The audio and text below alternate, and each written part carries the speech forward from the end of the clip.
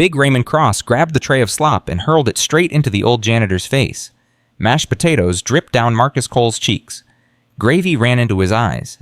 The entire cafeteria erupted in laughter as Raymond slammed his fist on the table and roared, "Clean that up too, Ghost. That's all you're good for." Marcus didn't flinch, didn't speak, just wiped his face with his sleeve and picked up his mop.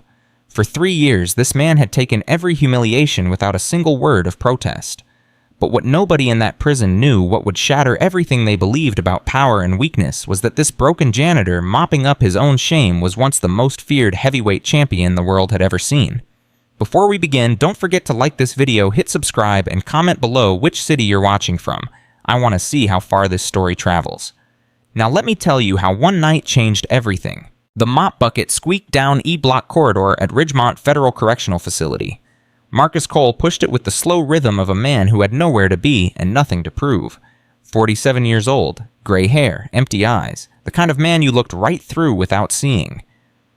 "Hey, Ghost," Marcus kept pushing. "I said, hey, Ghost, you deaf or just stupid?" A young inmate named Terrell stepped directly into his path. 23 years old, gang tattoos crawling up his neck, fists clenched like he was looking for any excuse. "I need to clean this hall," Marcus said quietly. Terrell laughed and shoved Marcus backward. The mop clattered to the floor. Dirty water splashed across Marcus's boots. "Pick it up," Terrell ordered. "Pick it up and say thank you." Marcus bent down slowly, retrieved the mop. His hands were steady, his breathing unchanged. "Thank you," he whispered. Terrell's crew howled with delight. They slapped each other's backs, tears of laughter streaming down their faces.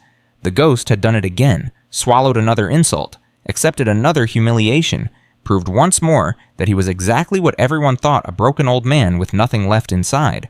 But Officer Danny Webb watched from the guard station with narrowed eyes. "You see that?" Webb muttered to his partner. Officer Thompson shrugged without looking up from his newspaper. "See what Terrell being Terrell Tonbu? The janitor, Cole. Watch how he moves." "He's mopping Webb. That's what janitors do."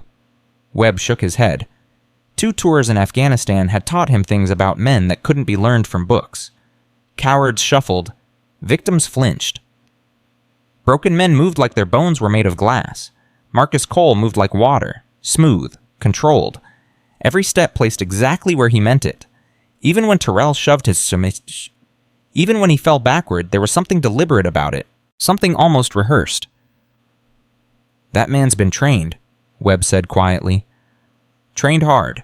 Trained professional." Thompson finally looked up. "The Ghost? Come on, man. He's like 60 years old and weighs maybe 150 soaking wet. What's he trained in competitive surrender?" Webb didn't answer. He just watched Marcus disappear around the corner, that squeaky mop bucket announcing his presence like it did every single day. Something was wrong with that picture. Very wrong. Big Raymond Cross held court in the yard like he did every afternoon. His crew surrounded him at the concrete table, hanging on every word like disciples at the feet of a prophet. "You should have seen the Ghost this morning." Raymond laughed, flexing arms that looked like they were carved from mahogany. "I dumped my whole tray on his head. Man just stood there dripping gravy saying, 'Yes, sir, sorry, sir,' like a whipped dog." Darnell Jackson, they called him the Bull, shook his head in disgust. 3 years that man's been here. 3 years of taking everybody's garbage. What's wrong with him? "Ain't nothing wrong with him," Raymond said. "He's just empty. Some men come in here with fight still in them. Others come in already dead. The Ghost was a corpse before he ever walked through those gates." Tommy Razor Vincent lit a cigarette and squinted through the smoke. "I don't know, Ray. Something about him bothers me." "What's to bother man's a nobody." "That's just it." Razor took a long drag. "Nobody knows nothing about him. No visitors in 3 years. No phone calls. No letters. Even the guards don't know his story. It's like he just appeared out of thin air." Raymond waved dismissively. "Probably killed his whole family. Probably so ashamed of whatever he did that he can't face nobody. Who cares man's invisible? Less than invisible. He's nothing." Across the yard, Marcus emptied trash cans. He could hear every word carried on the wind. His hands never trembled. His jaw never tightened. He'd learned a long time ago that pride was a luxury he could no longer afford. Pride had cost him everything once. He wouldn't let it cost him again. Old Walter Jenkins had been watching. 74 years old. 40 years behind bars. He'd seen more men come through these walls than he could count. Killers who became preachers. Preachers who became killers. Men who entered as monsters and left as saints. Men who entered as saints and never left at all. Something about Marcus Cole had nagged at Jenkins from the first day. "Davis," Jenkins said to his cellmate that night, "you ever really look at the ghost?" Davis snorted. "Why would I look at the ghost man's furniture?" "That's what everybody says, but I've been watching him for 3 years now, the way he moves, the way he carries himself. He carries himself like a beaten dog." "No." Jenkins sat up on his bunk, eyes intense. "That's what he wants you to see. But I've been in this system 40 years. I've watched thousands of men. Scared men move jerky like they're expecting a hit. Crazy men move erratic, unpredictable. Broken men move slow and defeated like every step costs them something. So the ghost moves smooth, controlled. Even when Raymond throws food in his face, even when Terrell shoves him around, he moves like a man who knows exactly where his body is in space. Every single second." Davis laughed. "Jenkins, you're losing your mind. The ghost is a 60-year-old janitor who's afraid of his own shadow." "I've only seen men move like that twice in my whole life," Jenkins continued, ignoring him. "Both times it was fighters, professional fighters, men who'd trained so long that the training became part of how they breathed." "The ghost a fighter." Davis laughed harder. "That's the craziest thing you've ever said, old man. And you've said some crazy things." Jenkins lay back down and stared at the ceiling. Maybe Davis was right. Maybe 40 years in prison had finally scrambled his brains. But he couldn't shake the feeling. Something about Marcus Cole wasn't right. Warden Harrison called a staff meeting 3 weeks later. Budget cuts had hit Ridgemont hard, and the administration needed positive publicity to justify continued funding. "Gentlemen, I have an announcement," Harrison said, standing at the head of the conference table. "We're hosting a charity boxing event. Guards versus inmates. Controlled environment, full safety protocols. Local business leaders will pay premium prices to attend, and all proceeds go to rehabilitation programs." The room erupted in murmurs. Officer Webb spoke first. "Sir, with respect, that sounds like a disaster waiting to happen. Putting guards in a ring with inmates, someone's going to get seriously hurt." "We'll have weight classes, protective equipment, and professional referees," Harrison assured him. "This is about community outreach, Officer Webb, about showing that rehabilitation is possible, and frankly, about raising money. We desperately need to keep this facility running." "What about liability?" another guard asked. "All participants will sign waivers. Inmates who volunteer get privileges. Guards who volunteer get overtime pay." Harrison smiled the smile of a man who had already made up his mind. "This is happening, gentlemen. I suggest you get on board." Word spread through the prison within hours. By dinner, every inmate knew about the charity boxing event. For the first time in months, they had something to talk about besides their sentences and their appeals and their endless grinding boredom. Big Raymond Cross smiled when he heard the news. "Christmas came early, boys," he told his crew. "I'm going to knock out every guard they put in front of me, show those rich folks what real power looks like, remind everyone why I'm the king of this yard."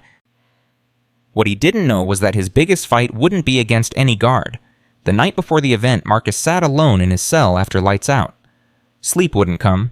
It rarely did when his mind started wandering. He held a small photograph worn soft from years of handling. A woman and a young girl smiled at the camera. Christina and Maya. His wife and daughter. Former wife, he reminded himself. She'd remarried years ago. A good man, according to his sister's rare letters. A man who was there for dinner every night. A man who helped with homework and showed up for recitals. A man who did all the things Marcus should have done. And Maya, his baby girl. 25 years old now. A Stanford law graduate. A public defender in San Francisco fighting for people who couldn't fight for themselves. She thought her father was dead. Maybe that was mercy. Marcus pressed the photograph to his chest. In the darkness, surrounded by the sounds of sleeping men and distant screams, he let himself remember. The glory days. Madison Square Garden erupting as he raised his fist in victory, the WBC championship belt heavy around his waist, his trainer Pops Washington in his corner, eyes wet with pride, Christina in the front row, Maya on her lap, both of them screaming his name. Iron Thunder Cole. 42 wins. 0 losses. 38 knockouts. The most feared heavyweight of his generation. They'd compared him to Ali, to Foreman, to Tyson in his prime. Magazine covers called him the perfect fighter. Analysts said he combined power, speed, and intelligence in ways the sport had never seen. All of it meant nothing now. All of it turned to ash the night he killed Miguel Santiago. The memory crashed over Marcus like a wave he couldn't stop. 15 years ago, the biggest fight of his career, a sold-out arena, pay-per-view cameras broadcasting to millions. Miguel Santiago was supposed to be easy, a young prospect from Puerto Rico, 23 years old, fast hands but limited experience. A tune-up fight before Marcus pursued the undisputed championship. Nobody expected what happened. Rounds 1 through 6 went exactly as planned. Marcus controlled the pace landing combinations at will. Santiago was game but outclassed. The outcome was never in doubt. Then came round 7. Santiago caught Marcus with a left hook that came from nowhere. The punch landed clean, and for the first time in his professional career, Marcus saw stars. The crowd gasped. Pop screamed from the corner. Christina's face went white in the front row. And something snapped inside Marcus Cole. He'd never been hurt before, never been truly challenged, never had to dig deep against an opponent who actually threatened him. The feeling was terrifying. His counterpunch was pure instinct. 15 years of training compressed into one devastating right hand. It landed on Miguel Santiago's jaw with a sound Marcus would hear in his nightmares forever. The young man dropped like a puppet with cut strings. His head bounced once against the canvas. Then nothing. No movement, no sound. Just a broken body and a referee counting over silence. 3 days later, Miguel Santiago died without ever waking up. He was 23 years old. He had a wife named Carmen. He had twin daughters named Lucia and Rosa. He had a future full of promise and hope and dreams. Marcus Cole took all of that with one punch. The funeral destroyed whatever was left of Marcus's soul. He went because staying away would have been the final cowardice. He stood in the back of the church hiding behind dark glasses, hoping no one would notice the famous fighter lurking among the mourners. Carmen Santiago noticed. Miguel's widow walked straight through the crowd toward Marcus. 23 years old. Black dress. Eyes red from crying but burning with fury.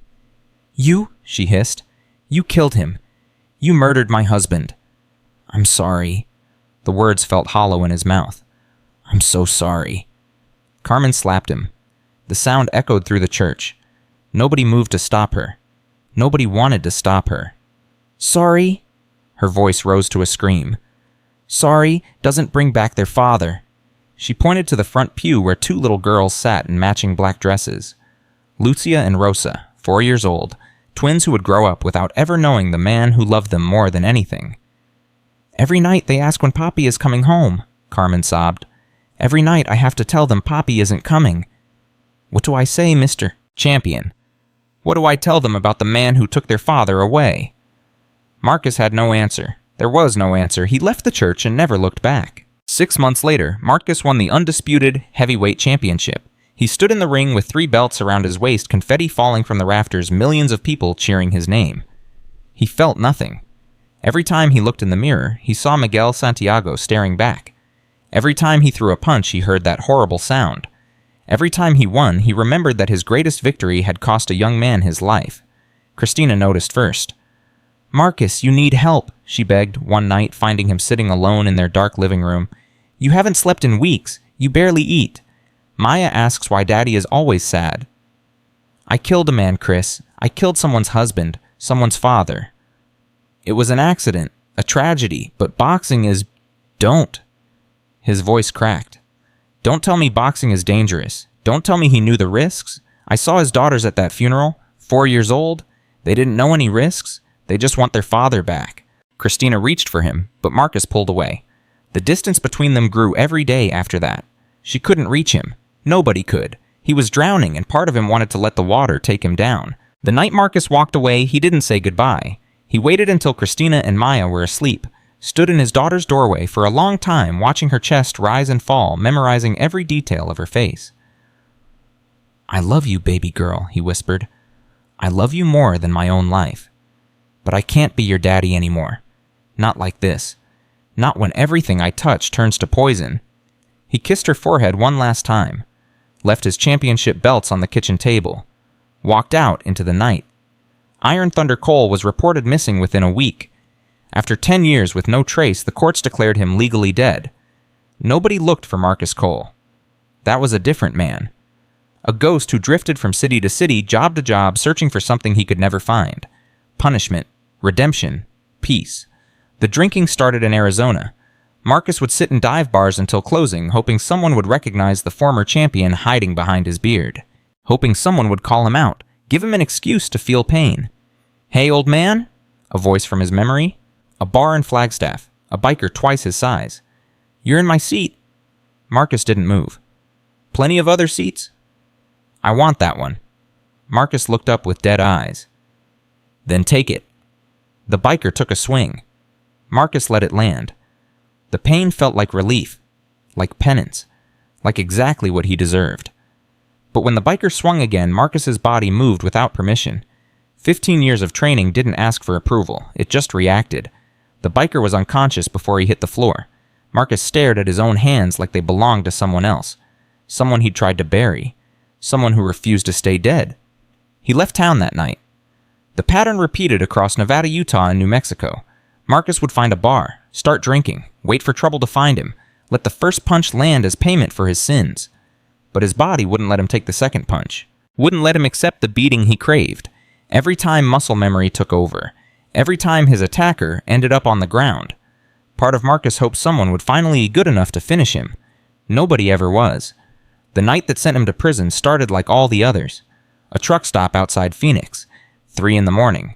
Marcus was drunk enough to welcome whatever came next.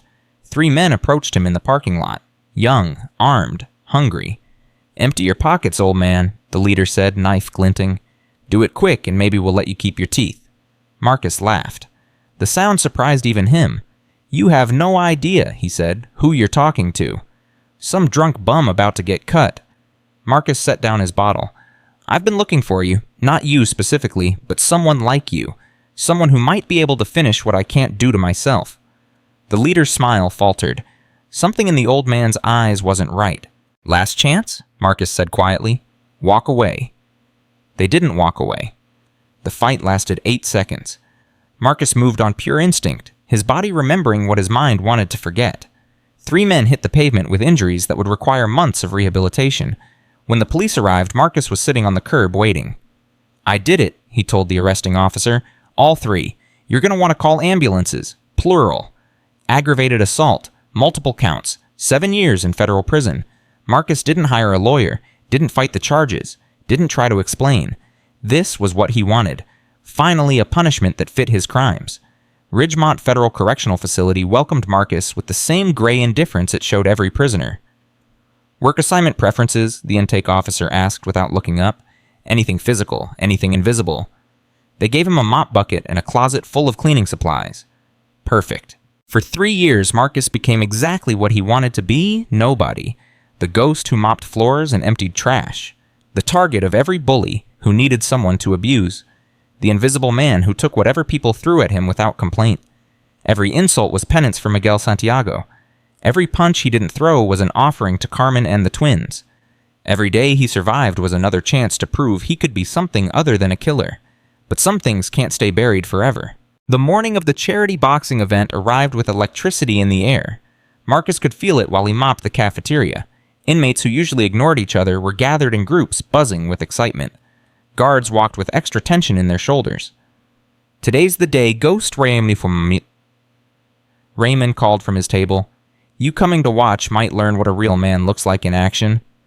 Marcus said nothing, just pushed his mop in slow circles. "Leave him alone, Ray," someone muttered. "Man ain't worth the breath." "You're right about that," Raymond agreed loudly. "Ain't worth the food he eats or the air he breathes. Just a waste of space waiting to die." Darnell and Tommy laughed on cue. Marcus kept mopping. But Officer Webb watched from the doorway, that troubled expression deepening.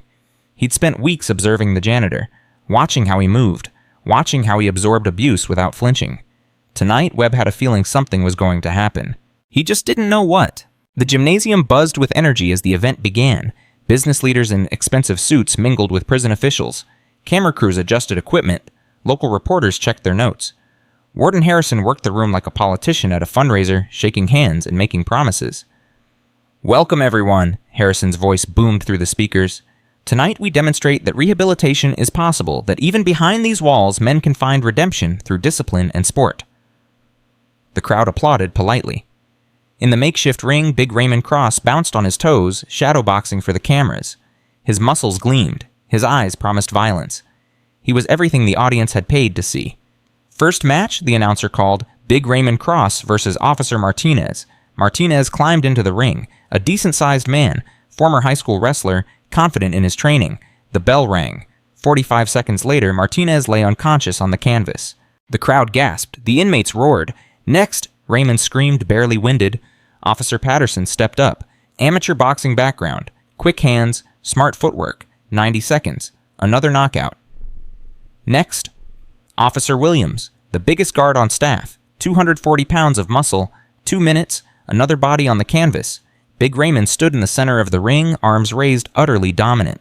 "Is that all you got?" he bellowed. "Is there no one in this entire building man enough to face me?" The gymnasium fell silent. 3 guards down, nobody else volunteering. The business leaders shifted uncomfortably, suddenly unsure what they'd paid to see, and then Raymond's eyes found Marcus. The old janitor was mopping near the gymnasium entrance, invisible as always, going about his work while chaos erupted around him. Something cruel sparked in Raymond's eyes. Something hungry. "Hey!" he shouted, pointing. "Hey, ghost!" Marcus didn't look up. "I'm talking to you, old man. Get over here!" The crowd turned. Hundreds of eyes found the janitor, who'd been invisible seconds before. "Raymond, what are you doing?" the referee asked nervously. "Giving the people a show." Raymond grinned at the business leaders in their expensive seats. "What do you say, ghost want to step in the ring? Show these fine folks what you're made of." Laughter rippled through the gymnasium. The absurdity was almost too perfect. The broken janitor against the prison's heavyweight champion. "Come on," Raymond continued, playing to the crowd. "I'll let you get the first shot, free punch right here." He tapped his chin. "Give me your best, and when you wake up, you can go back to your mop." The laughter grew louder. Inmates stomped their feet. Guards shook their heads at the cruel joke. Old Jenkins pushed forward in the crowd, heart pounding. Something was wrong. Something was very wrong. The way Marcus had stopped mopping. The way he stood now, perfectly still, perfectly balanced. Jenkins had seen that stance before. "Oh my God," he breathed. "It can't be." Marcus set down his mop, turned toward the ring, and started walking. Officer Webb's blood ran cold. He'd been watching Marcus Cole for months, convinced something was different about the quiet janitor. Now watching him approach the ring, Webb finally understood. The ghost was gone. The shuffling, broken old man had vanished. In his place walked someone else entirely, shoulders back, head high, each step deliberate and predatory. "Stop the fight," Webb said to the guard next to him. "What? Why?" "Just stop it. Something's wrong." "Webb, relax. It's just the ghost. This'll be over in 5 seconds." Webb's combat instincts screamed at him. He'd seen men move like that before, in war zones, right before people died. Marcus climbed through the ropes without hesitation. His orange uniform was soaked with sweat. His work boots were still damp from mopping. No gloves, no mouthpiece, no protective gear of any kind. The referee stepped forward. "Sir, you can't fight without proper equipment. This isn't—" "He doesn't need equipment," Raymond interrupted, still grinning. "This won't last long enough for it to matter." Marcus stood in the center of the ring, arms at his sides, face completely empty.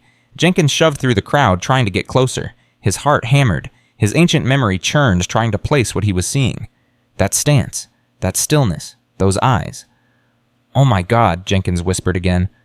"Oh my God, oh my God."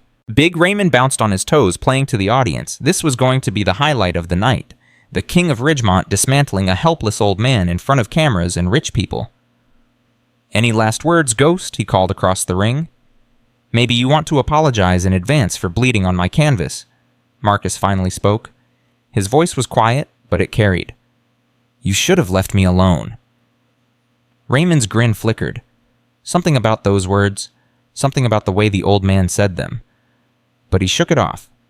He was Big Raymond Cross. 31 knockouts. The undisputed king of Ridgemont. The referee called them to center ring. "I want a clean fight. Protect yourselves at all times. When the bell rings, just ring it," Raymond said. "Let's end this." The bell rang. Raymond moved forward with the confidence of a man who had never been truly challenged. He threw a lazy jab more for show than damage. The jab never landed. Marcus had moved. Not jumped, not dodged. Just shifted his weight, angled his head, let the punch pass by with millimeters to spare. The kind of movement that took decades to master. The kind of movement that separated champions from everyone else. Raymond's eyes widened. Before his brain could process what was happening, Marcus stepped forward. Smooth. Economic. like water flowing through stone. His first punch traveled 4 inches. It landed on Raymond's temple with surgical precision. The sound silenced the entire gymnasium. Big Raymond Cross, the king of Ridgemont, the man who had dominated every fight for 5 years, crumpled like his bones had turned to water. He didn't get up. He didn't even twitch. 5 heartbeats of absolute silence. Then Darnell, the Bull Jackson, charged the ring. His leader was down. His reputation was at stake. Some old janitor was standing over Raymond's body like he hadn't just committed the impossible. The Bull threw a haymaker that could have killed a normal man. Marcus pivoted like smoke. The punch found nothing but air. The Bull stumbled forward off balance, exposed. Marcus's counterpunch hit his solar plexus with the same surgical precision. The Bull folded, collapsed. Gasped for breath that wouldn't come. 2 men down, less than 10 seconds. Tommy Razor Vincent climbed into the ring slowly. Unlike the others, he actually understood what he was seeing. The old janitor's form was perfect. His movements were textbook. This wasn't luck or adrenaline. This was mastery. "All right, old man," Razor said, hands raised properly. "Let's see what you really got." Marcus watched him approach. For the first time, something flickered across his face. Recognition, respect, maybe sadness. "You're different from them," Marcus said quietly. "You know what you're doing." "I've watched a lot of fights, studied the greats." Razor circled carefully. "Even studied Iron Thunder Cole back in the day. Best heavyweight I ever saw." Something shifted in Marcus's eyes. "Then you should know," he said softly, "that Iron Thunder never lost." He struck once, a short uppercut that seemed to come from nowhere. Less than 6 inches of travel, but it lifted Razor clean off his feet. Tommy Vincent was unconscious before he hit the canvas. 3 knockouts. Under 30 seconds total. Marcus stood in the center of the ring, breathing normally, surrounded by 3 unconscious men and 500 people who couldn't understand what their eyes had just shown them. The silence stretched until it became unbearable. Then old Walter Jenkins stumbled forward, tears streaming down his weathered face. 40 years in prison had stolen his ability to feel, but this moment cut through all those walls. "Iron Thunder Cole," Jenkins whispered. "Holy God, that's Iron Thunder Cole." The name hit the gymnasium like an earthquake. Iron Thunder. Did he say Iron Thunder Cole? The boxer, the one who disappeared. That's impossible. Look at him. Look at how he moves. Maria Reyes, the young reporter who'd come to cover a simple charity event, raised her phone with trembling hands. She was recording the story of a lifetime. Marcus stood alone in the center of destruction. Raymond groaned at his feet. The Bull still couldn't breathe. Razor hadn't moved since he hit the canvas. Hundreds of faces stared at Marcus with expressions ranging from terror to awe to complete incomprehension. He looked down at his hands. The same hands that had just ended 3 fights in 30 seconds. The same hands that had killed Miguel Santiago 15 years ago. "My name," he said, his voice carrying clearly through the stunned silence, "is Marcus Anthony Cole." He paused, drew a breath, continued. "Former WBC heavyweight champion of the world. 42 wins, 0 losses, 38 knockouts." A woman in the crowd screamed, not from fear, from the pure shock of impossibility becoming real. "For 15 years I've been running, hiding from who I am, trying to disappear so I could escape what I did." He raised his hands again, stared at them like they belonged to a stranger. "But you can't run from yourself forever. You can't bury what you are. Sooner or later the truth comes out." Warden Harrison pushed through the crowd, face pale, finally understanding the magnitude of what had just happened in his gymnasium. "Cole Thompson, whatever your name is, you're coming with me right now." Marcus nodded. "I know."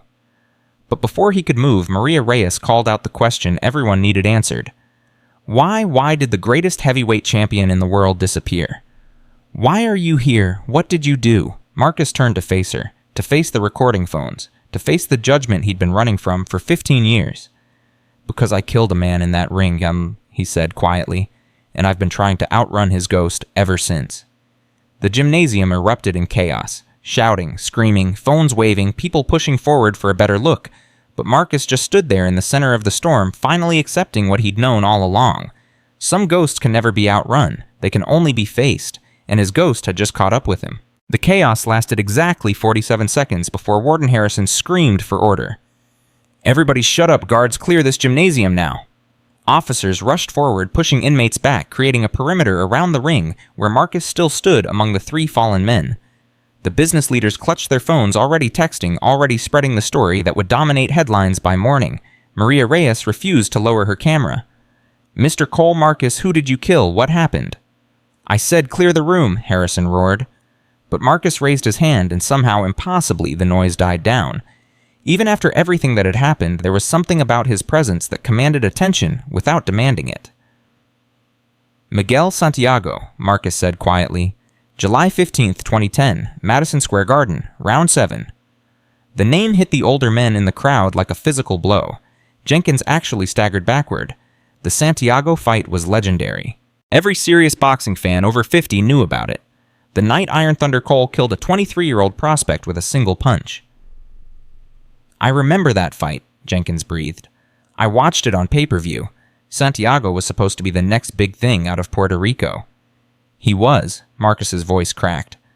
"He was supposed to be a lot of things." Officer Webb pushed through the crowd and climbed into the ring. His instincts told him to approach carefully, but he also sensed that Marcus wasn't a threat. Not anymore. Whatever violence had been in this man had been spent. "Cole," Webb said quietly, "Marcus, you need to come with us now, but I want you to know I'm not going to cuff you. Not unless you give me a reason." Marcus nodded slowly. "I appreciate that." "Why didn't you tell anyone 3 years in this facility and nobody knew who you were?" "Because Iron Thunder Cole killed a man." Marcus finally met Webb's eyes. "Marcus Cole just wanted to serve his time and disappear. I thought if I could be invisible long enough, maybe I could become someone else. Someone who didn't have blood on his hands." "Did it work?" Marcus looked down at Big Raymond, who was finally stirring on the canvas, groaning, trying to remember where he was and what had happened. "No," Marcus said. "It never works. You can't run from what you are. You can only choose what you do next." Webb nodded and gently took Marcus by the arm. "Let's go somewhere quiet. You've got a lot of explaining to do." As they walked toward the gymnasium exit, Marcus passed through a crowd that had gone completely silent. Inmates who had tormented him for 3 years now pressed back against the walls, giving him space, looking at him with expressions that mixed fear with something else.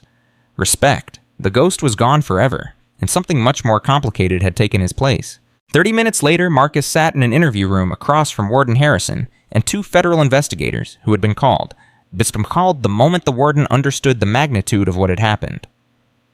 "Let me make sure I understand this correctly," Agent Morrison said, flipping through notes. "You're claiming to be Marcus Iron Thunder Cole, former WBC heavyweight champion who was declared legally dead in 2020.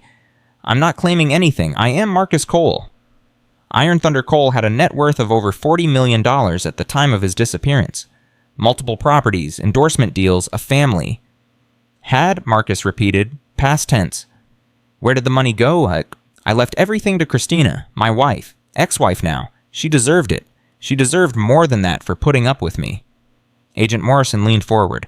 "Do you understand the legal implications of what you're telling us? Identity fraud, tax evasion, insurance fraud if anyone collected on policies after your death declaration." "I didn't fake my death. I just stopped being that person. The courts declared me dead because I disappeared. I didn't ask them to. I didn't benefit from it." Harrison cleared his throat. "The more immediate issue is what happened tonight. You assaulted 3 inmates." Marcus almost laughed. "I defended myself in a sanctioned boxing match. The referee approved my participation. Everything that happened was witnessed by 200 people, including your distinguished donors. Those men are in the medical wing. With headaches, nothing permanent. I know how to hit without causing lasting damage." Marcus paused. "I learned that the hard way." The second investigator, a woman named Agent Chen, spoke for the first time. "Tell us about Miguel Santiago." Marcus closed his eyes. Even after 15 years, the name still cut like a knife. "What do you want to know, Huck?" "Everything." So Marcus told them. He told them about the build-up to the fight, how his promoter Don Castellano had pushed for a tune-up match before the big unification bout, how Santiago's team had been desperate for the opportunity, knowing a good showing against Iron Thunder could launch their fighter's career. He told them about round 7, how Santiago caught him with a left hook that no one expected. How, for the first time in his professional career, Marcus had been hurt. How fear and rage had mixed together into something he couldn't control. "I threw the counter without thinking," Marcus said. 15 years of training, and it all came down to instinct. I hit him with everything I had. Everything. The medical examiner's report said Santiago died of a subdural hematoma, Agent Chen noted. Bleeding in the brain caused by trauma. He never woke up. 3 days in a coma with his wife and daughters by his bed, and he never woke up. The boxing commission ruled it accidental. No charges were filed. I know what the commission ruled. Marcus's voice hardened. I also know what I did. Legal and right aren't always the same thing. Harrison interrupted. This is all very tragic, but what does it have to do with why you're in my prison under a false identity? I told you, I stopped being Marcus Cole after I killed Miguel, changed my name, moved around, tried to find some kind of peace. Marcus shrugged. Never found it. Started drinking, started fighting, started looking for someone who could hurt me the way I hurt that boy. Self-destructive behavior, Agent Chen said. Survivor's guilt. Call it whatever you want. I call it justice. The courts wouldn't punish me for killing Miguel Santiago, so I tried to punish myself. By getting arrested for assault. By finding trouble until trouble found me. Those 3 men at the truck stop thought they were robbing a drunk old man. They had no idea. Marcus's jaw tightened. I could have walked away, should have walked away. But part of me wanted them to hurt me, and when they couldn't, when my body did what it always does, I figured prison was the next best thing. You wanted to be incarcerated. I wanted to suffer. Prison seemed like a good place for that. The room fell silent. Agent Morrison exchanged glances with his partner. They'd investigated a lot of criminals over the years, but this was something different. A man who'd run toward punishment instead of away from it. What happens now? Marcus asked. That's complicated, Harrison admitted. Your original conviction stands, but your identity was falsified, which creates legal issues. The boxing commission will want to talk to you. The media is already circling. And frankly, my prison just became a circus. I'm sorry about that. I never wanted any of this. What did you want? Marcus thought about it for a long time. To be invisible. To serve my time. To maybe someday figure out how to live with what I did. And then now I don't have a choice anymore. The ghost is dead. Everyone knows who I am. Whatever comes next, I have to face it. Agent Chen closed her notebook. We'll need to verify your identity through fingerprints and DNA. Contact the boxing commission, probably reach out to your family. Marcus's head snapped up. No. Excuse me. Don't contact my family, please. Mr. Cole, your wife believed you were dead for over a decade. Your daughter. My daughter thinks her father died when she was 10 years old. She's built an entire life on that foundation. She graduated from Stanford. She's a public defender. She's doing good in this world. Marcus's voice broke. Don't destroy that. Don't drag her into this mess. She has a right to know you're alive. She has a right to peace. Something I could never give her when I was around. Harrison leaned back in his chair, studying the man across from him. 3 years of watching the ghost mop floors, and he'd never seen anything but a broken old man. Now he was looking at something else entirely. Not a monster, not a hero, just a man carrying a weight that would have crushed most people. We can delay contacting family, Harrison said finally. But we can't stop this story from spreading. By tomorrow morning, every news outlet in the country will know where Iron Thunder Cole has been hiding. Marcus nodded slowly. He'd known this moment would come eventually. Some part of him had always known. Then I guess I better figure out what I want to say. Word spread through Ridgemont like wildfire. By the time the inmates returned to their cells that night, everyone knew. The ghost, the invisible janitor who'd taken 3 years of abuse without complaint, was actually Iron Thunder Cole, the greatest heavyweight of his generation, a legend who'd disappeared and let the world think he was dead. Big Raymond lay in his medical wing with an ice pack pressed to his head, and his pride shattered into a million pieces. The Bull and Razor occupied beds next to him, Tosco and Man both still trying to process what had happened. He could have killed us, Razor said quietly. Any time over the last 3 years, he could have ended any of us. Raymond didn't respond. He was staring at the ceiling, replaying the fight in his head. That punch, less than 4 inches of travel, and it had turned his lights off like flipping a switch. He'd never felt anything like it, never even seen it coming. All those times we messed with him, the Bull muttered. Threw food at him, called him names. He just took it. Why, Raymond finally spoke. Why would someone that powerful let us treat him like garbage because he was punishing himself? The voice came from the doorway. Old Jenkins stood there, eyes wet with emotion. Don't you get it? That man killed someone in the ring? Killed a young father with 2 little girls. He's been trying to pay for that ever since. By letting us humiliate him. By refusing to fight back. by proving to himself that he could take the punishment he thought he deserved. Raymond processed this slowly. His head was still pounding, but the pain was nothing compared to the confusion churning in his gut. He'd spent 5 years building a reputation on fear and violence. Iron Thunder Cole had spent 15 years trying to destroy his. "What do we do now?" the bull asked. Jenkins shook his head. "Nothing. We don't do anything. That man doesn't need our hate anymore.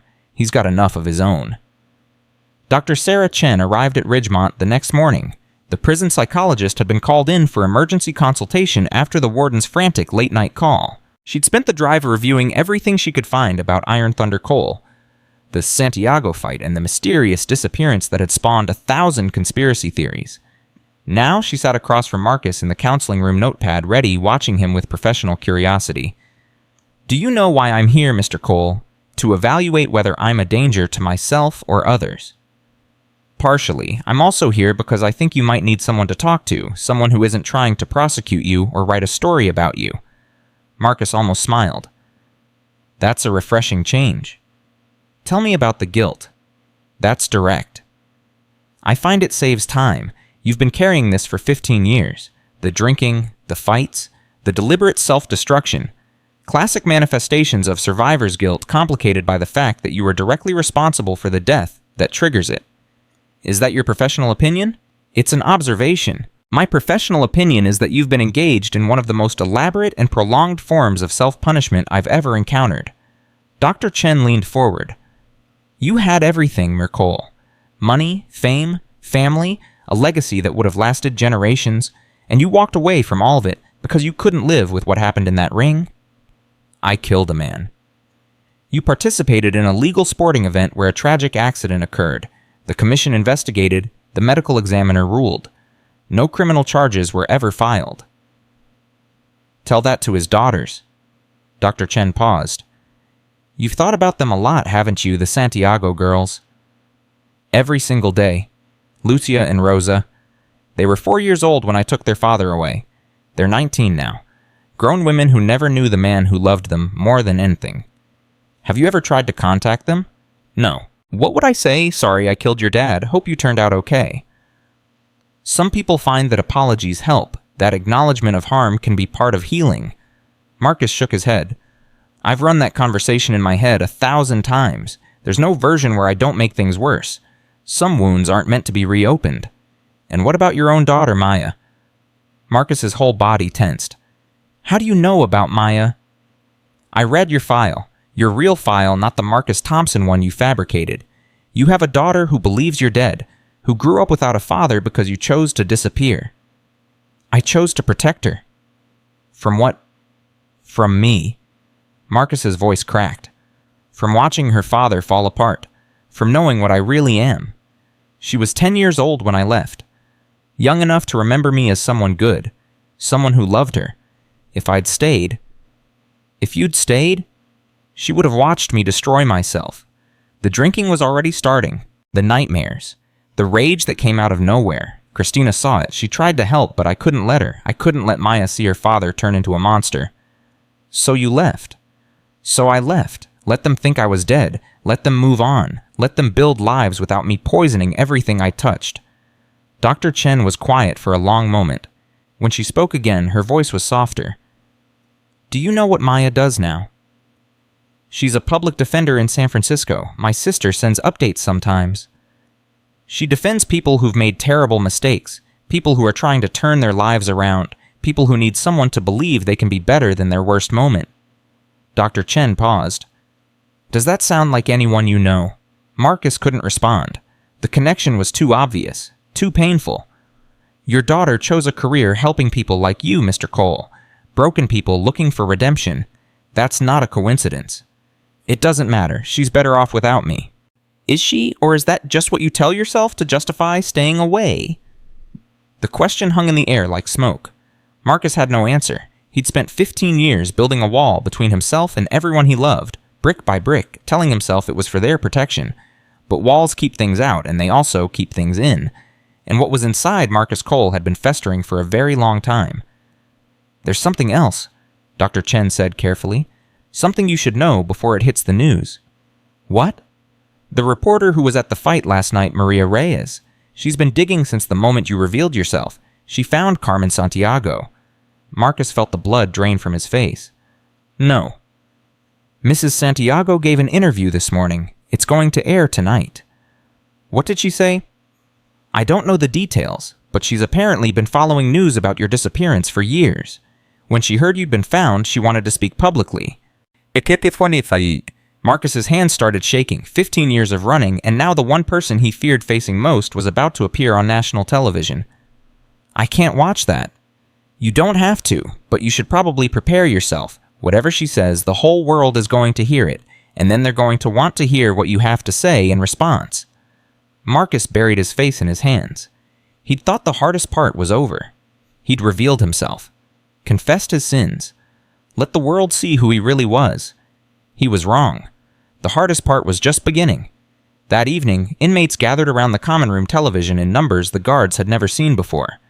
Even men who never watched news were crowded around, and waiting for the broadcast they'd all heard was coming. Marcus sat alone in his cell, refusing to join them. Dr. Chen had offered to be there when the interview aired, but he'd declined. Some things had to be faced alone. The program started at 8. Maria Reyes appeared on screen, introducing the story that had captivated the nation in less than 24 hours. Last night, in a California federal prison, a ghost came back to life. Marcus Iron Thunder Cole, the legendary heavyweight champion who disappeared 15 years ago and was declared legally dead, revealed himself in the most dramatic way possible by knocking out 3 inmates in under 30 seconds. But the real story isn't about boxing. It's about guilt redemption and the family left behind when a champion chose to vanish. The screen cut to Carmen Santiago. She looked older than Marcus remembered. Lines on her face that hadn't been there at the funeral. Gray in her hair. But her eyes were the dim.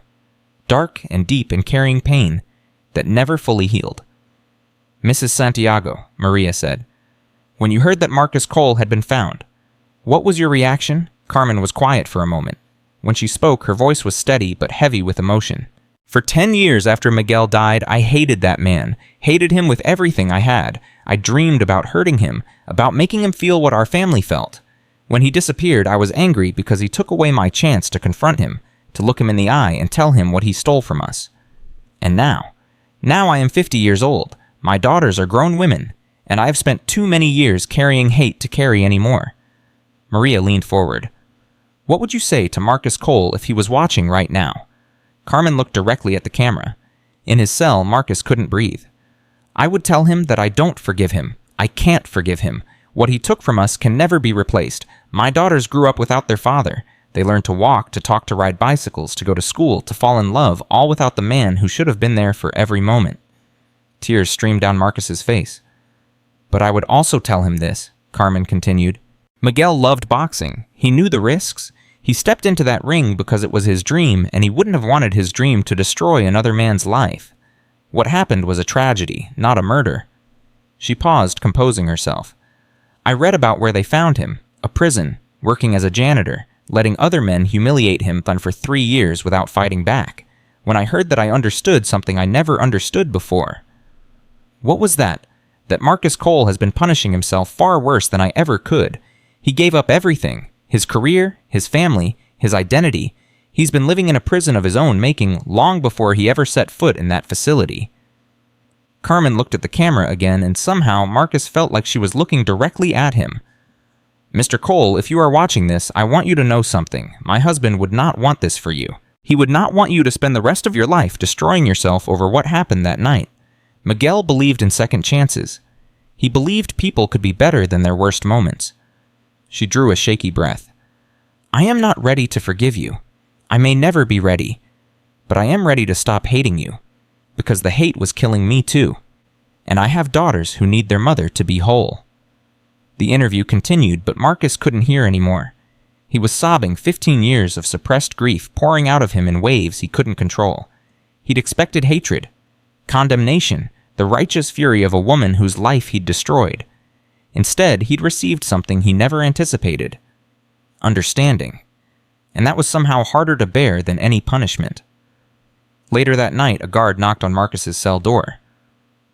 Cole, you have a visitor. Marcus wiped his face and looked up. It's past visiting hours. Warden made an exception, says it's important. Marcus followed the guard through empty corridors to the private visitation room. When he saw who was waiting for him, his heart stopped. Big Raymond Cross sat on the other side of the glass. "What are you doing here?" Marcus asked, picking up the phone. Raymond's face was still bruised, his eyes were bloodshot, but his expression was something Marcus had never seen before. "I watched that interview," Raymond said, "the Santiago woman. So did everyone. She said something that stuck with me, about people being better than their worst moments." Marcus waited. "I've been in here for 15 years, Raymond continued. "Killed a man in a bar fight when I was 22. Beat him to death with my bare hands because he looked at my girlfriend wrong. I've spent every day since then being the monster everyone expected me to be." "Why are you telling me this?" Raymond's voice cracked. "Because you showed me something tonight. You showed me that having the power to hurt people doesn't mean you have to use it. 3 years I tortured you. 3 years you could have ended me any time you wanted, but you didn't. I was punishing myself. I know, I understand that now, but don't you see you chose not to be a monster even when being a monster would have been easier, even when nobody would have blamed you." Raymond pressed his hand against the glass. "I want to learn how to do that. I want to learn how to be better than what I did." Marcus stared at the man who had been his tormentor, the man he'd allowed to abuse him for 3 years as penance for his sins.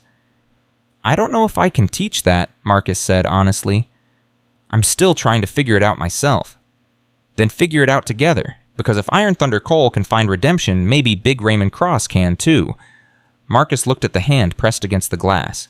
The hand that had thrown food at him, shoved him, made his life miserable for 3 years.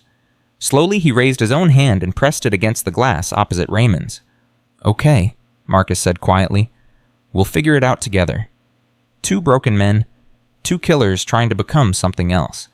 Maybe that was how redemption really worked. Not alone, but together. Not through punishment, but through the slow, painful work of becoming better than your worst moment." Marcus didn't know if it would work, but for the first time in 15 years, he was willing to try. The next 72 hours turned Ridgemont Federal Correctional Facility into a media circus. News vans lined up outside the prison gates. Reporters camped on public property with telephoto lenses. Every major network ran the story of Iron Thunder Cole, the vanished champion discovered mopping floors in a California prison. Social media exploded with theories, tributes, and debates about guilt and redemption. Marcus refused every interview request.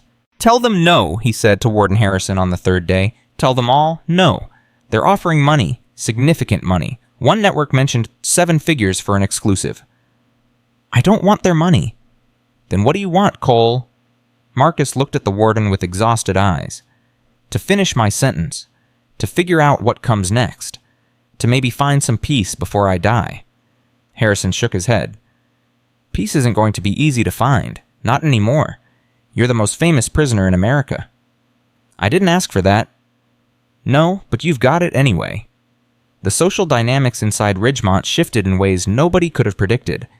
Inmates who had spent years tormenting Marcus now approached him with something between fear and reverence. Men who'd thrown food at him, called him names, shoved him in hallways, suddenly couldn't meet his eyes. "Yo, Cole!" A young inmate named Marcus Williams blocked his path on the 4th day. 20 years old. Armed robbery conviction. The kind of kid who thought toughness was everything. Marcus stopped pushing his mop bucket. "What do you need?" "I just wanted to say..." Williams shuffled his feet. "I'm sorry. For all the times I disrespected you. I didn't know." "Would it have mattered if you did know?" The question caught Williams off guard. "What? If you'd known I was a former champion, would you have treated me differently?" "I mean, yeah, of course." "Why? Because I could hurt you, because I was famous, because I had money once." Williams had no answer. "The man I was before you found out is the same man I am now," Marcus said quietly. "I'm not asking for respect because of what I did in a boxing ring. I'm asking you to think about why you disrespect anyone at all." He pushed his bucket past the stunned young man and kept working. But the conversation didn't end there. Word spread about what Marcus had said. By the end of the week, inmates were seeking him out not to apologize, but to talk. "Cole, you got a minute?" "Can I ask you something, Iron Thunder?" "Hey man, I heard you know about fighting. Can you teach me?" Marcus turned them all away at first. He wasn't a guru, wasn't a teacher, wasn't anything but a broken man trying to survive his own guilt. But Dr. Sarah Chen had other ideas. "They need you," she said during their second session 8 days after the reveal.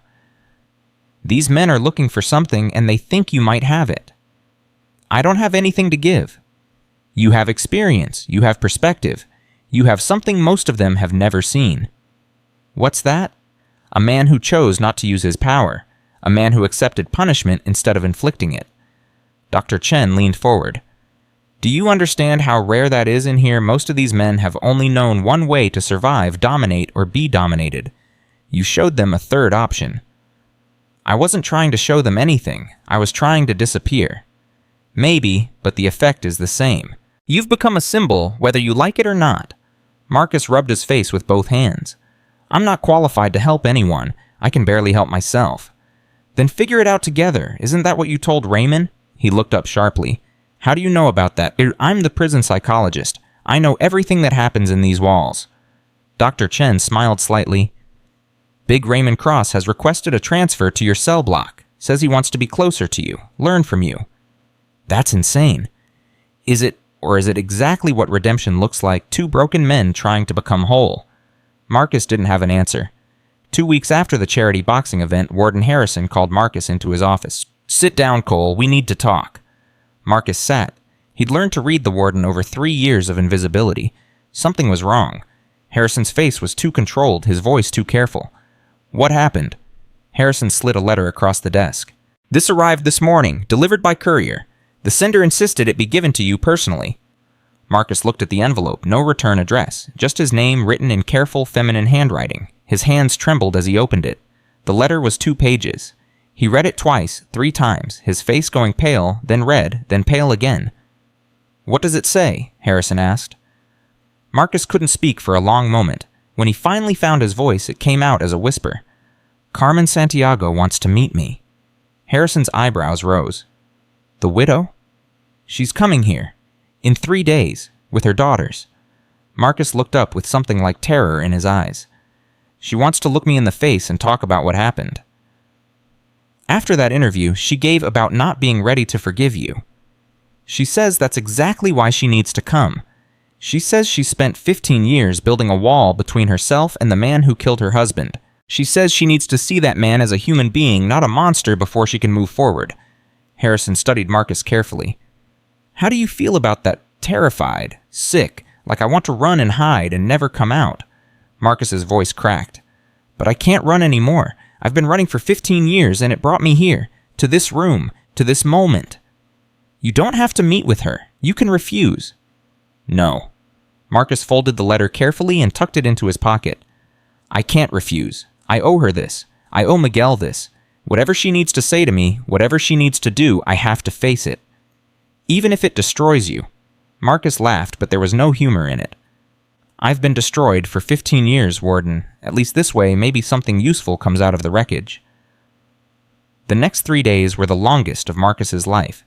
He couldn't eat, couldn't sleep, couldn't focus on anything but the meeting that was coming. Every time he closed his eyes, he saw Carmen Santiago's face at the funeral, heard her screaming at him in Spanish, felt her hand connect with his cheek. Big Raymond found him in the yard on the second day, staring at nothing. You look like death, old man. Marcus didn't respond. I heard about the Santiago woman coming. The whole prison's heard.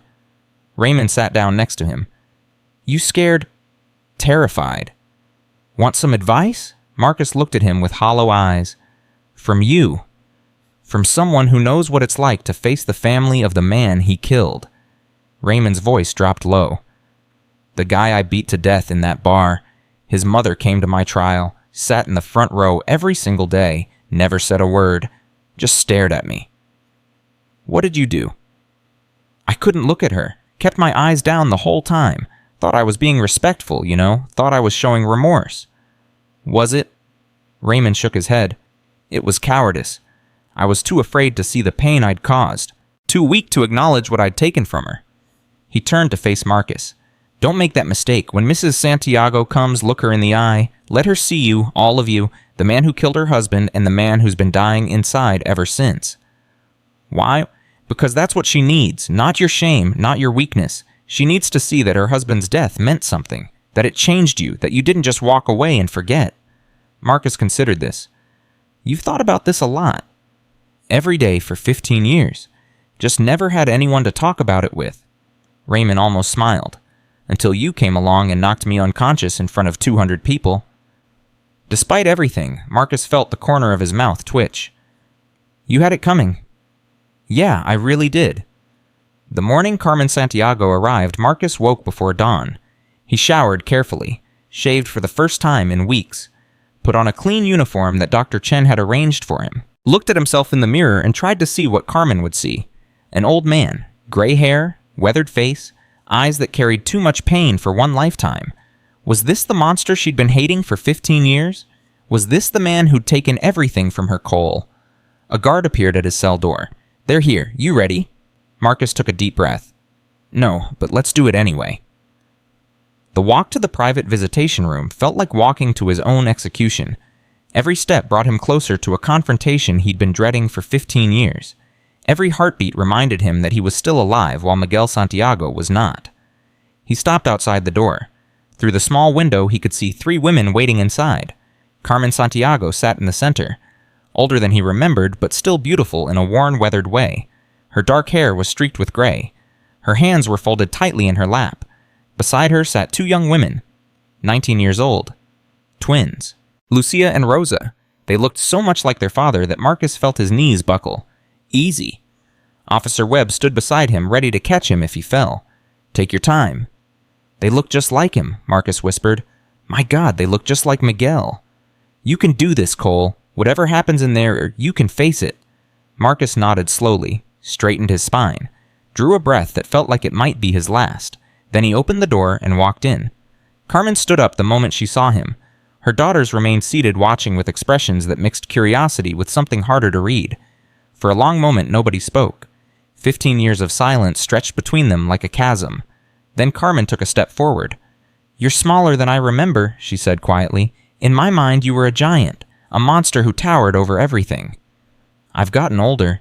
We all have. Carmen studied his face like she was looking for something. I used to dream about this moment. What I would say, what I would do. I had speeches prepared, accusations, curses. I understand. No, you don't. Her voice sharpened. You can't understand what it's like to watch your husband die on television, to see the replay over and over on every news channel, to have strangers recognize you on the street and offer condolences like they knew him. Marcus said nothing. There was nothing to say. For years I wanted you dead, Carmen continued. I prayed for it, begged God to strike you down the way you struck down Miguel. When you disappeared, I thought maybe my prayers had been answered. I'm sorry. Don't. She held up her hand. Don't apologize yet. I'm not finished. Marcus waited. When I saw you on the news last week, I felt something I didn't expect. I felt relieved. Carmen's voice cracked. Relieved that you were alive. Relieved that you'd been suffering. Relieved that all my prayers for your destruction had been answered in a way I never imagined. You wanted me to suffer. Yes, and you did. Prison, invisibility, 3 years of humiliation. It was everything I'd wished for. Tears streamed down her face. But it didn't make me feel better. It didn't bring Miguel back. It didn't fill the hole in my heart. One of the twins, Lucia, stood up. Mama, you don't have to do this. Yes, I do. Carmen wiped her eyes. I've spent 15 years hating this man, 15 years poisoning myself with rage, and I'm tired. I'm so tired. She looked at Marcus with eyes that held something he never expected. Exhaustion. The same exhaustion he saw in his own mirror every day. I came here to tell you something, Carmen said.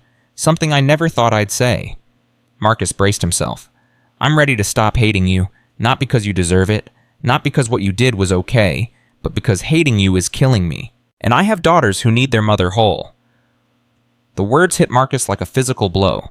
Not forgiveness, something different, something harder, permission to exist. I don't deserve that, he managed to say. No, you don't. But this isn't about what you deserve, it's about what I need to survive. Rosa stood up now, joining her sister. She looked at Marcus with her father's eyes, and he nearly collapsed under the weight of them. My mother spent 15 years telling us about the monster who killed our father, Rosa said. I grew up hating you, hating what you did, hating that you got to live while Papa didn't. I understand. But then I watched that interview. The reporter showed footage from the prison, you mopping floors, taking abuse from those men, letting them treat you like garbage. Rosa's voice wavered. Monsters don't do that. Monsters don't punish themselves. Monsters don't give up everything and disappear. I'm not a monster, Marcus said quietly. I'm just a man who made the worst mistake of his life and couldn't figure out how to live with it. Lucia stepped forward. Tell us about that night. Tell us what really happened. Marcus looked at Carmen silently asking permission. She nodded once. Your father was extraordinary. Marcus began, his voice thick with emotion. The moment he stepped in that ring, I knew I was facing something special. He was fast, fearless, the kind of fighter who makes you better just by competing against him. The twins listened intently. These were details they'd never heard. Details that made their father real in a way that statistics and highlight reels never could. The first 6 rounds went the way everyone expected. I was winning, but he was learning, adapting, getting better with every exchange. Marcus's eyes grew distant. By round 7, I could see it in his eyes. He knew he couldn't beat me on points. He was going for the knockout. Is that when he hurt you? Rosa asked. Yes. He caught me with a left hook that I never saw coming. For the first time in my career, I felt what it was like to be in trouble. My legs went weak, my vision blurred. For one terrible moment, I thought I was going to lose. And then I reacted on instinct. 15 years of training took over. I threw a counterpunch with everything I had, every ounce of fear, every bit of power. Marcus's voice broke. I didn't mean to hurt him that badly. I just wanted to survive the moment. But I hit him too hard, much too hard. Tears streamed down all 3 women's faces now. Even Marcus couldn't hold back his own. He never got up, Marcus continued. The referee started counting and I knew something was wrong. He wasn't moving, wasn't responding. When the doctors rushed in, I realized what I'd done. Did you stay? Carmen asked. Did you stay until they took him away? I stayed until they made me leave. Watched them carry him out on a stretcher. Followed the ambulance to the hospital and sat in the waiting room for 3 days. When he died, I was the first person they told. Why didn't you come to us then? Why didn't you try to explain? Because there was nothing to explain. I killed your husband. I took your daughter's father. No words would change that. Marcus met Carmen's eyes for the first time. And because I was a coward, I couldn't face what I'd done, so I ran. The room fell silent. 15 years of pain and anger and grief hung in the air between them. Then Carmen did something that shattered every expectation Marcus had carried into this room. She walked toward him slowly, deliberately, and wrapped her arms around him. Marcus froze. His body didn't know how to respond. He'd expected hatred, screaming, perhaps violence. Not this, never this. I forgive you, Carmen whispered against his chest. Not for your sake, for mine, for my daughter's, for Miguel, who would never have wanted this much suffering. Marcus broke, completely, utterly. 15 years of suppressed grief came pouring out of him in waves he couldn't control. He held Carmen Santiago and wept for her husband, for her daughters, for the life he'd destroyed and the life he'd thrown away. I'm sorry, he sobbed. I'm so sorry, every day, every moment. I'm so sorry. I know, Carmen said. I know you are. Lucia and Rosa approached slowly, uncertain. Their mother was embracing the man who'd killed their father. Everything they'd believed was shifting beneath their feet. Mama, Lucia said quietly. Carmen released Marcus and turned to her daughters. This man took your father from you. Nothing will ever change that. But look at him.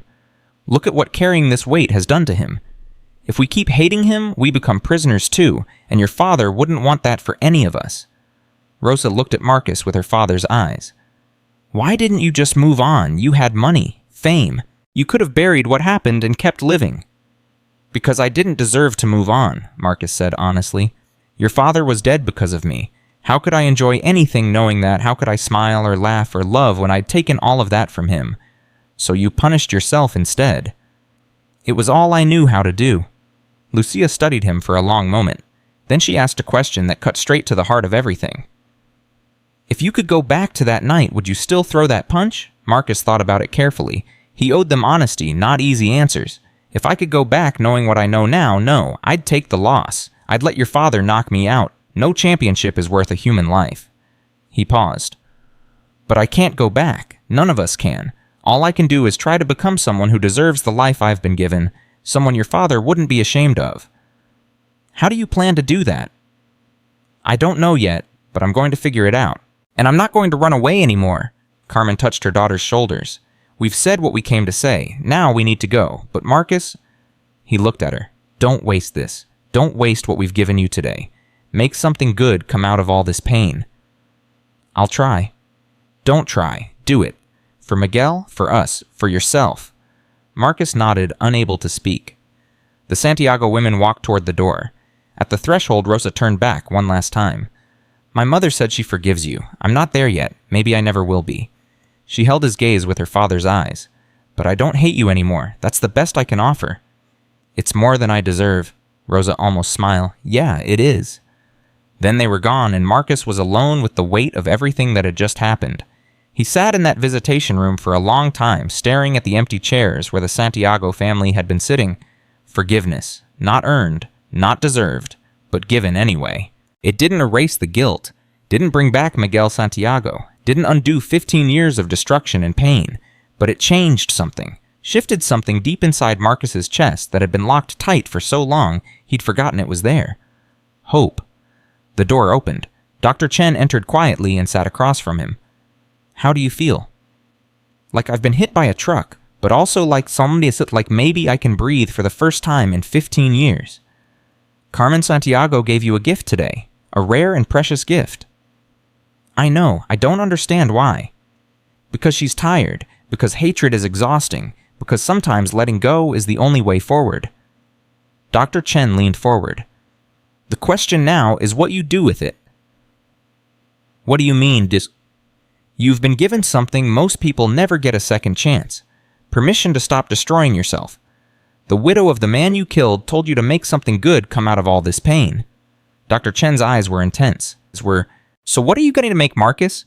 The question hung in the air. For 15 years, Marcus had focused on punishment, on invisibility, on slowly destroying the man who'd destroyed Miguel Santiago. Now he had to focus on something else. Building. But building what? Later that evening, Big Raymond found Marcus in the yard staring at the sky. Heard the meeting was intense, Raymond said, sitting beside him. That's one word for it. You okay? I don't know. I think so. Maybe. Marcus shook his head. She forgave me, Raymond. Carmen Santiago looked me in the eye and said the words I never thought I'd hear. How does it feel? Strange, undeserved, like I'm wearing clothes that don't fit. Marcus turned to look at his unlikely friend. Have you ever been forgiven for what you did? Raymond's face tightened. The mother of the man I killed, she died 6 years ago. Cancer.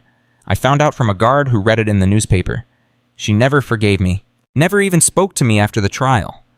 I'm sorry. Don't be. I didn't deserve her forgiveness any more than you deserved Mrs. Santiago's. But at least you got to hear the words. At least you got closure. Is that what this is, closure? It's the beginning of something. What you make of it is up to you. Marcus looked around the yard.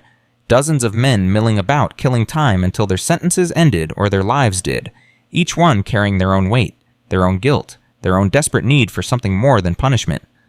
She told me to make something good come out of all this pain, Marcus said slowly. I've been thinking about what that means. And these men, you, me, we're all broken in different ways, all carrying things we don't know how to put down. Marcus met Raymond's eyes. What if I could help? What if I could teach what I've learned, not fighting, but choosing not to fight, carrying the weight without being crushed by it? Raymond was quiet for a moment. You mean like a program teaching inmates how to deal with guilt? Something like that. I don't know exactly, but I know I can't just mop floors for the rest of my sentence, not after today, not after what Carmen gave me. The warden will never go for it. Maybe not, but I have to try. Marcus stood up, something new burning in his eyes. I've spent 15 years running away from who I am. It's time to start running towards something instead. Raymond stood with him. Whatever you're planning, I want in.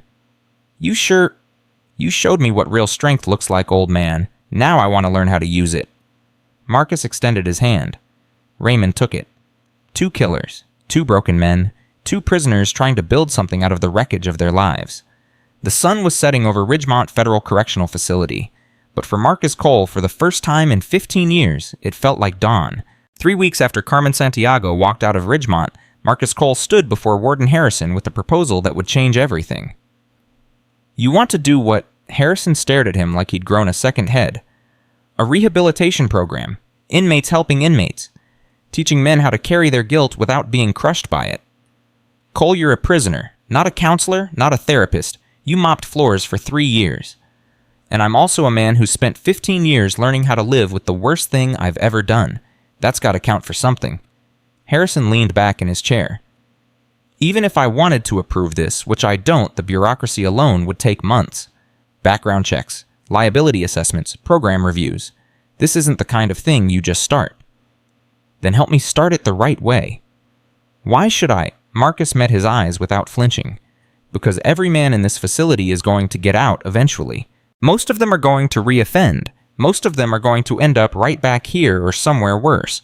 But what if we could change that? What if we could give them tools to deal with their demons instead of just locking them away? Pretty words. You got any proof they'd work? Look at Big Raymond Cross. Harrison's expression flickered. What about him? 3 weeks ago, he was the most dangerous man in this prison. Now he's reading books on anger management, asking guards about educational programs, talking to other inmates about accountability. Marcus leaned forward. I didn't do anything special. I just showed him that strength doesn't have to mean violence, that you can carry your weight without throwing it at other people. One success story doesn't make a program. Then let me make more. Give me a chance to prove this works. Harrison was quiet for a long moment. The political calculation was visible on his face. The media attention around Marcus hadn't died down. If anything, it had intensified. A rehabilitation program led by Iron Thunder Cole would generate exactly the kind of positive publicity the prison desperately needed. I'll think about it, Harrison said finally. No promises, but I'll think about it. Marcus nodded. That's all I'm asking. 4 days later, Dr. Sarah Chen delivered the news. Harrison approved a pilot program. 12 weeks, 8 inmates maximum. You'll facilitate group sessions twice a week under my supervision. Marcus exhaled slowly. He actually said yes. Don't get too excited. There are conditions. Any sign of trouble, any hint that this is causing problems, and he shuts it down immediately, you're on a very short leash. I understand?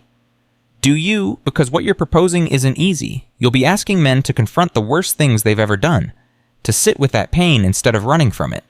Some of them won't be able to handle it. I know. I've spent 15 years learning that lesson myself. Dr. Chen studied him carefully. Why do you want to do this, Marcus, really? Because Carmen Santiago told me to make something good come out of all this pain. Because I can't spend the rest of my sentence mopping floors and pretending I'm invisible. Because maybe if I can help other men find what I've been searching for, it'll mean Miguel didn't die for nothing. That's a lot of weight to put on a prison program. It's all I've got. The first session happened on a Tuesday morning, 6 weeks after the charity boxing event that had revealed Marcus to the world. 8 men sat in a circle in the prison chapel. Big Raymond, Darnell the Bull Jackson, Tommy Razor Vincent, Old Walter Jenkins, 4 others whose names Marcus was still learning. Dr. Chen sat in the corner observing but not participating. Marcus stood in the center and looked at the men who had volunteered for something none of them fully understood. Before we start, I want to be clear about what this is and what it isn't, Tonteku, he said. This isn't therapy. I'm not qualified for that. This isn't a support group where we sit around feeling sorry for ourselves. And this definitely isn't some kind of redemption factory where you walk in broken and walk out fixed. Then what is it? Razor asked. A conversation between men who've done terrible things and are trying to figure out how to live with that. I'm not going to judge you. I'm not going to tell you how to feel. I'm just going to share what I've learned and hope some of it helps. Jenkins raised a weathered hand. And what exactly have you learned, Iron Thunder? That running doesn't work. That punishment alone doesn't heal anything. That the only way out is through. Marcus paused. And that carrying your weight alone is a lot harder than carrying it together. The bull shifted uncomfortably. This sounds like a lot of talking about feelings. I didn't sign up for that. Or, what did you sign up for? I don't know. Something different. Something that might help me stop wanting to hurt people. Then you're in the right place, because that's exactly what we're going to work on. The session lasted 2 hours. Marcus shared his story, the full version, not the sanitized media account, but the raw, ugly truth of what had happened to Miguel Santiago and everything that came after. The drinking, the bar fights, the deliberate self-destruction, the 3 years of invisible penance at Ridgemont. When he finished, the room was silent. Then Raymond spoke. I killed a man too, beat him to death with my bare hands in a bar fight. He looked at my girlfriend wrong and I lost control. By the time I stopped hitting him, he wasn't recognizable anymore. The confession hung in the air. Heavy. Painful. True. How long ago? Marcus asked.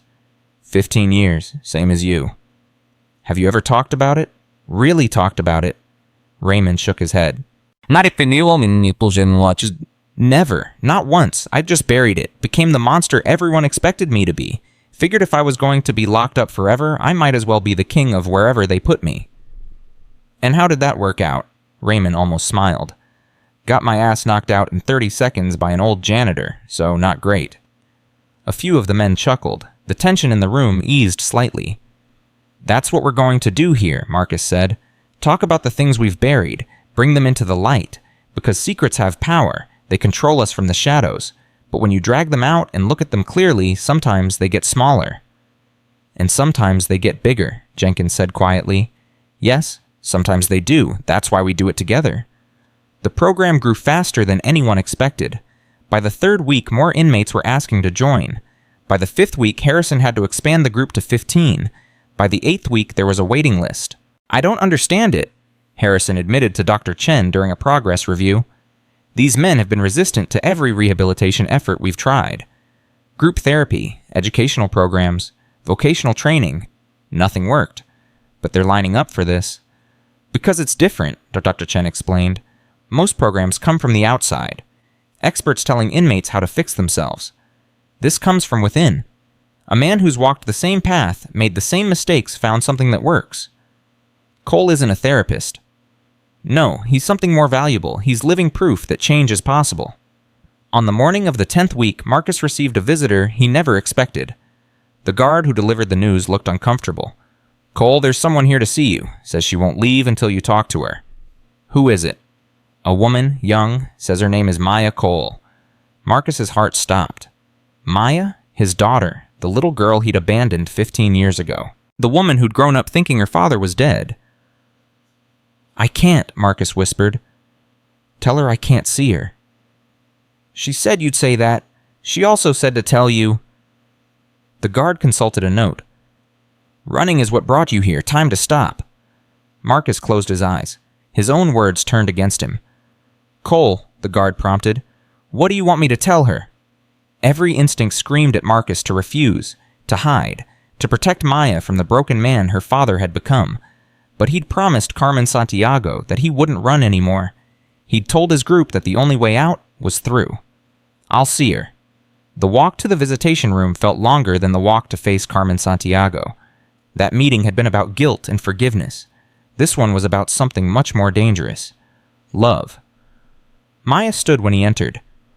25 years old. Christina's eyes. His stubborn jaw. Beautiful in a way that made Marcus's chest ache. Hello, Daddy. The word hit him like a physical blow. Maya. His voice cracked. How did you... Find you not hard. You're the most famous prisoner in America. She sat down, gesturing for him to do the same. I've been watching the news coverage, reading the articles, trying to reconcile the man they're describing with the father I remember. I'm sorry. I'm so sorry. I never wanted you to... Stop. Her voice was sharp. I didn't come here for apologies. I've had 15 years of silence from you. 15 years of thinking you were dead. 15 years of wondering what I did wrong that made you leave. You didn't do anything wrong. You were perfect. You were the only perfect thing in my life. Then why did you go? Tears streamed down her face. Why did you leave me? Why did you let me grow up without a father? Marcus couldn't speak. The weight of her pain was crushing. I went to your funeral, Maya continued. Did you know that Mom had a service after the courts declared you dead? I stood there at 14 years old and cried for a father who wasn't even dead, who was out there somewhere alive choosing to let us believe he was gone. I thought I was protecting you. From what? From me, from what I was becoming, the drinking, the rage, the guilt that was eating me alive. Marcus's voice broke. I watched myself destroying everything I touched. I couldn't let that destruction reach you. So you destroyed me by leaving instead. The question hung in the air like a knife. I didn't know what else to do, Marcus admitted. I killed a man, Maya. I killed a young father in front of millions of people, and every time I looked in the mirror, I saw his face. Every time I looked at you, I thought about his daughters who would never see their father again.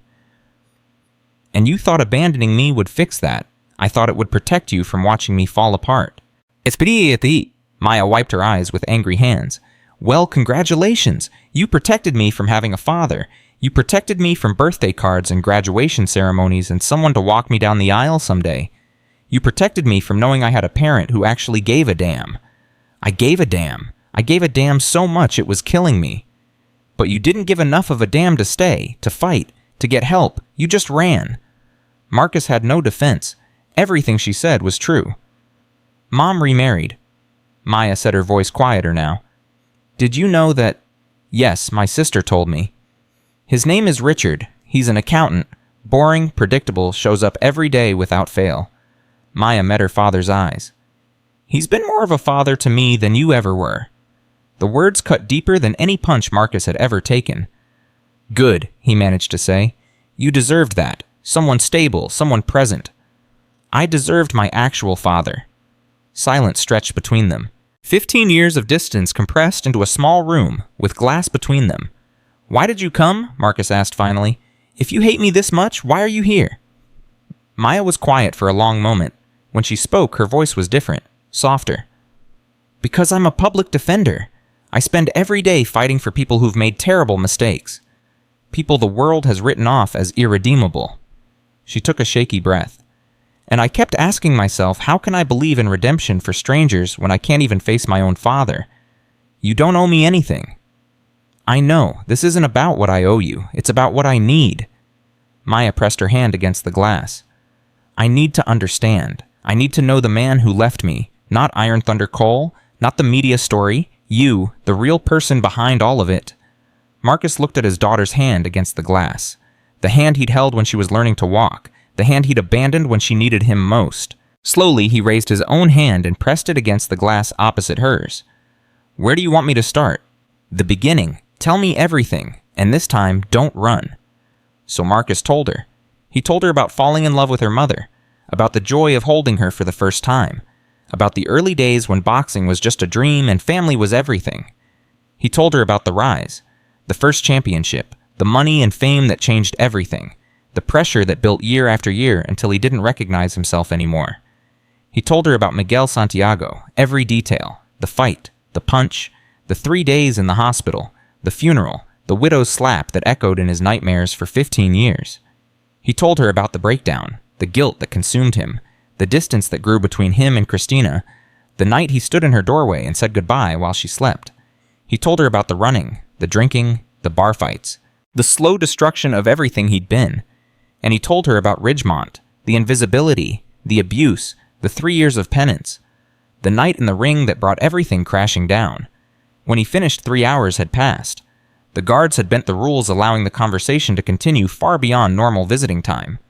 Maya's face was streaked with tears, but something had changed in her eyes. You really thought you were protecting me, she said quietly. You weren't just running from guilt. You were running from us because you loved us. I know it doesn't make sense. I know it was wrong. But in my broken mind at that moment, leaving was the only way to keep you safe from what I was becoming. It was still wrong. I know. But I understand it now. I understand you. Maya took a shaky breath. That doesn't mean I forgive you. It doesn't mean we're okay, but it means I can stop hating you. That's more than I deserve. Yeah, it is. Maya almost smiled through her tears. But I'm going to need more than one conversation. I'm going to need time. A lot of time. I'm not going anywhere. 7 years, remember. How much do you have left? 18 months? Maybe less with good behavior. Maya nodded slowly. Then I'll be back. Every week until you get out. We're going to talk. We're going to fight. We're going to figure out what's left between us, if anything. I'd like that. Don't get too excited. I'm still furious with you. I know. And I'm not calling you Dad again until you earn it. Fair enough? Maya stood to leave, then paused at the door.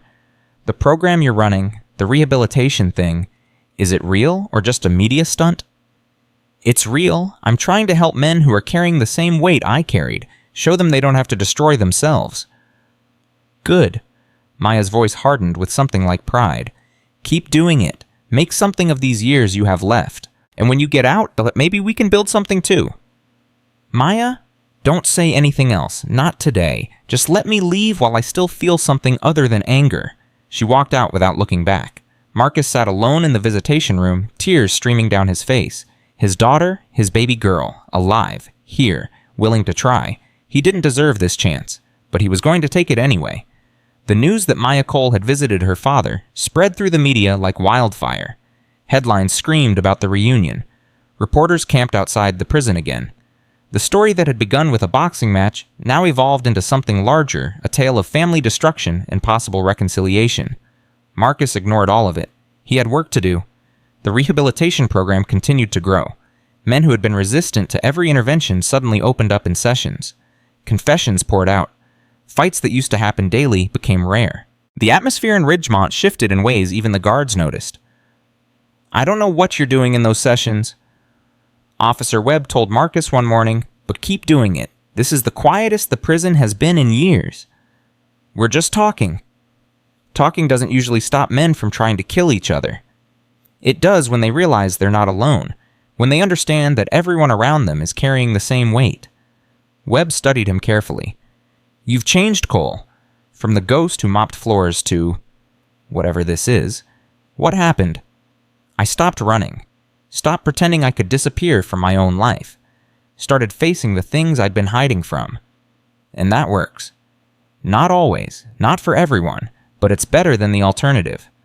On the 12th week of the program, something unexpected happened. Carmen Santiago returned to Ridgemont. This time she didn't come alone. Rosa and Lucia were with her, but so was someone else. A man Marcus had never seen before. Tall, handsome, wearing a suit that probably cost more than Marcus had earned in his entire 3 years as a janitor. "Mr. Cole." Carmen's voice was formal, but not cold. "This is Eduardo Reyes. He's a documentary filmmaker. He wants to tell your story." Marcus shook his head immediately. "I'm not interested in more media attention." "This isn't about attention," Eduardo said. "It's about impact. What you're doing here, the program you've created, could help prisons across the country, but only if people know about it." "I'm not a role model." "You're exactly a role model," Rosa cut in. "You're a man who destroyed his life and is trying to rebuild it. That's what these men need to see. Not perfection, progress." Marcus looked at Carmen. "You're okay with this, your husband's death being turned into a documentary. I'm more than okay with it. This was my idea." Carmen stepped forward. "When you asked me to forgive you, I told you to make something good come out of all this pain. You're doing that. Now it's time to share it with the world. The world already knows my story. They know the headlines, the boxing legend who disappeared, the janitor who knocked out 3 men. But they don't know the journey, the guilt, the redemption, the daily choice to be better than your worst moment." Carmen's eyes bore into his. Miguel's death was a tragedy, but if his death can save other lives, if it can show other men that they don't have to destroy themselves, then maybe it meant something. Marcus looked at Lucia, who had been quiet throughout the exchange. "You're the one who asked if I would still throw that punch," he said, "the one who isn't ready to forgive me." "I'm still not ready," Lucia admitted. "But I'm willing to try, and I think this documentary could help me understand. Could help a lot of people understand." Marcus closed his eyes. He'd spent 15 years hiding, protecting himself from scrutiny, running from judgment, but that wasn't who he was trying to be anymore. "What would it involve?" he asked Eduardo. "Interviews, access to your program sessions, footage of your interactions with inmates, your relationship with your daughter." Eduardo paused. "And eventually your release and what comes after." "That's 18 months away." "I'm patient. Good stories take time." Marcus looked around at the faces watching him. Carmen, who had forgiven him when she didn't have to. Rosa and Lucia, who were trying to find peace. Eduardo, who saw something worth documenting. And in the distance, the ghost of Miguel Santiago, whose death had started all of this. "One condition," Marcus said finally. "This isn't about me being a hero. I'm not a hero. I'm a man who made a terrible mistake and spent 15 years paying for it.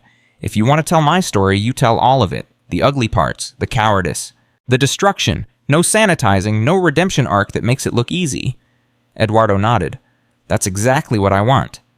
"Then we have a deal." Filming began the following week.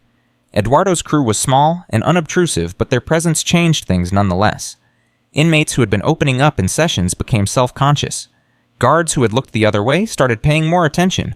The delicate ecosystem Marcus had built threatened to collapse under the weight of observation. This isn't working, Raymond said after a particularly stilted session. Everyone's performing instead of being real.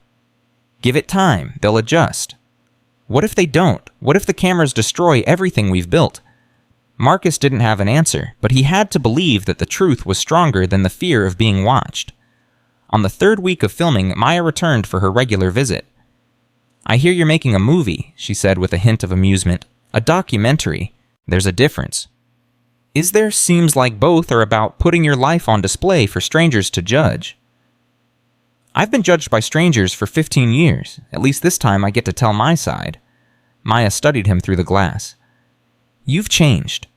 Even in the few weeks since I first came here, you seem more present, more solid. I'm trying. I know, I can see it. She paused. I want to be part of it. The documentary. I want to tell my side of the story too. Marcus felt his heart clench. Maya, you don't have to do that. This is my mess. You shouldn't have to. I want to, because my story is part of your story. The daughter you abandoned. The years of silence. The funeral I attended for a father who wasn't dead. Her voice hardened. If you're going to show the world who you are, they should see the damage you caused. Not just to the Santiago family. To your own family, too. It could hurt you, publicly. People will know you're the daughter of a killer, a coward, a man who ran away from everything he loved. Maya's jaw set with a determination that reminded Marcus painfully of himself. I'm a public defender. I stand up for people the world has written off. If I can't stand up for my own father, what does that say about me? It says you have boundaries, that you protect yourself. It says I'm a hypocrite, and I won't be that. Maya pressed her hand against the glass again. We're going to do this together. The documentary, the recovery, whatever comes next. You don't get to run from me again. Marcus felt tears threatening. I don't deserve you. No, you don't. But I'm stubborn like my father, and I've decided you're worth fighting for. She almost smiled. Even when you make it really, really hard. The documentary filming continued through spring and into summer. Eduardo captured everything. The group sessions where hardened criminals wept like children. The quiet moments when Marcus counseled inmates one-on-one. The weekly visits from Maya that slowly shifted from confrontation to conversation to something approaching connection.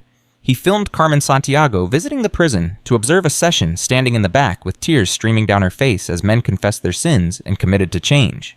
He filmed Rosa and Lucia participating in a dialogue circle sharing what their father's death had meant to them listening as inmates shared their own stories of loss and guilt. He filmed Big Raymond Cross transformed from the prison's most feared man to its most unexpected counselor, using his own journey as proof that change was possible. And he filmed Marcus Cole day after day carrying the weight of everything he'd done while showing other men how to carry theirs. On a Wednesday afternoon in late August, 11 months into his rehabilitation program, Marcus received news that would change everything. Cole. Warden Harrison stood in the doorway of the chapel where Marcus was preparing for a session. His expression was unreadable. We need to talk. My office, now. Marcus followed his stomach tight with anxiety. Had something gone wrong? Was the program being shut down? Had someone complained about the documentary? Harrison closed the door behind them and sat behind his desk. He didn't speak immediately, just stared at Marcus with an expression that mixed frustration with something else. Something Marcus couldn't identify. Your parole hearing has been moved up, Harrison said finally. It's scheduled for 2 weeks from now. Marcus felt the floor shift beneath him. What I still have 7 months left on my sentence. The parole board reviewed your case in light of the rehabilitation work you've been doing. Combined with good behavior and the positive publicity you've generated for the prison system, they've decided to expedite your hearing. Positive publicity, that's not why I started the program. I know, that's probably why it worked. Harrison leaned forward. Here's the situation. If the parole board approves your release, you'll be out within a month. Your program will need a new facilitator. The documentary will need a new ending. Everything you've built here will have to survive without you. Marcus's mind raced. Freedom. The word felt foreign after years of accepting his confinement. He'd built his entire redemption around the structure of prison, the routine, the boundaries, the daily penance of existing within walls he couldn't escape. What would he be without those walls? What are my options? He asked. You can waive your right to the hearing, stay the full term, keep running your program from the inside. Harrison paused. Or you can face the board and take whatever they decide. Do you think they'll approve release? Based on what I've seen, probably. You've become a model of rehabilitation. You've helped more men in 11 months than our official programs helped in years. The board would be crazy to keep you locked up. But if I leave, what happens to the program? That depends on what you've built. If it's just about you, it dies the moment you walk out those gates. But if it's about something bigger, if you've actually changed these men, then it survives, grows, spreads. Marcus thought about Raymond, about Jenkins, about the dozens of men who had confessed their darkest moments in the chapel and found the strength to face another day. I need to think about this, he said. You have 2 weeks. Use them wisely. That night, Marcus lay in his cell and stared at the ceiling he'd been staring at for years. Freedom. Maya. The documentary. The Santiago family. A world that had moved on without him. And underneath all of it, the question that had haunted him for 15 years. Could Marcus Cole survive outside these walls, or would the man who'd killed Miguel Santiago destroy himself the moment he had the chance? The 2 weeks before the parole hearing passed in a blur of uncertainty and preparation. Marcus threw himself into the program with renewed intensity, knowing these might be his final sessions.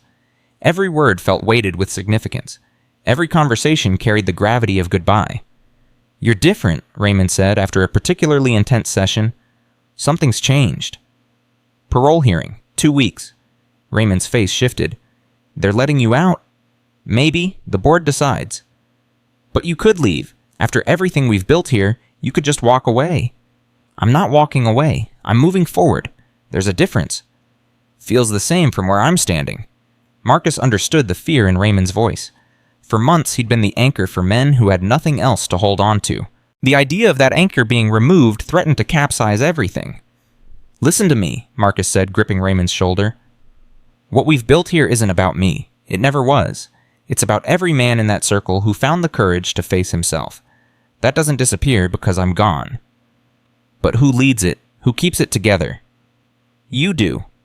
Raymond stepped back like he'd been slapped. Me? I'm the guy who used to throw food at you. I'm the monster who made your life hell for 3 years. You were that guy. Now you're something else. That's the whole point. Marcus met his eyes. You've done the work. You've faced your demons. You've helped other men face theirs. There's nobody better qualified to keep this going. I can't. I'm not.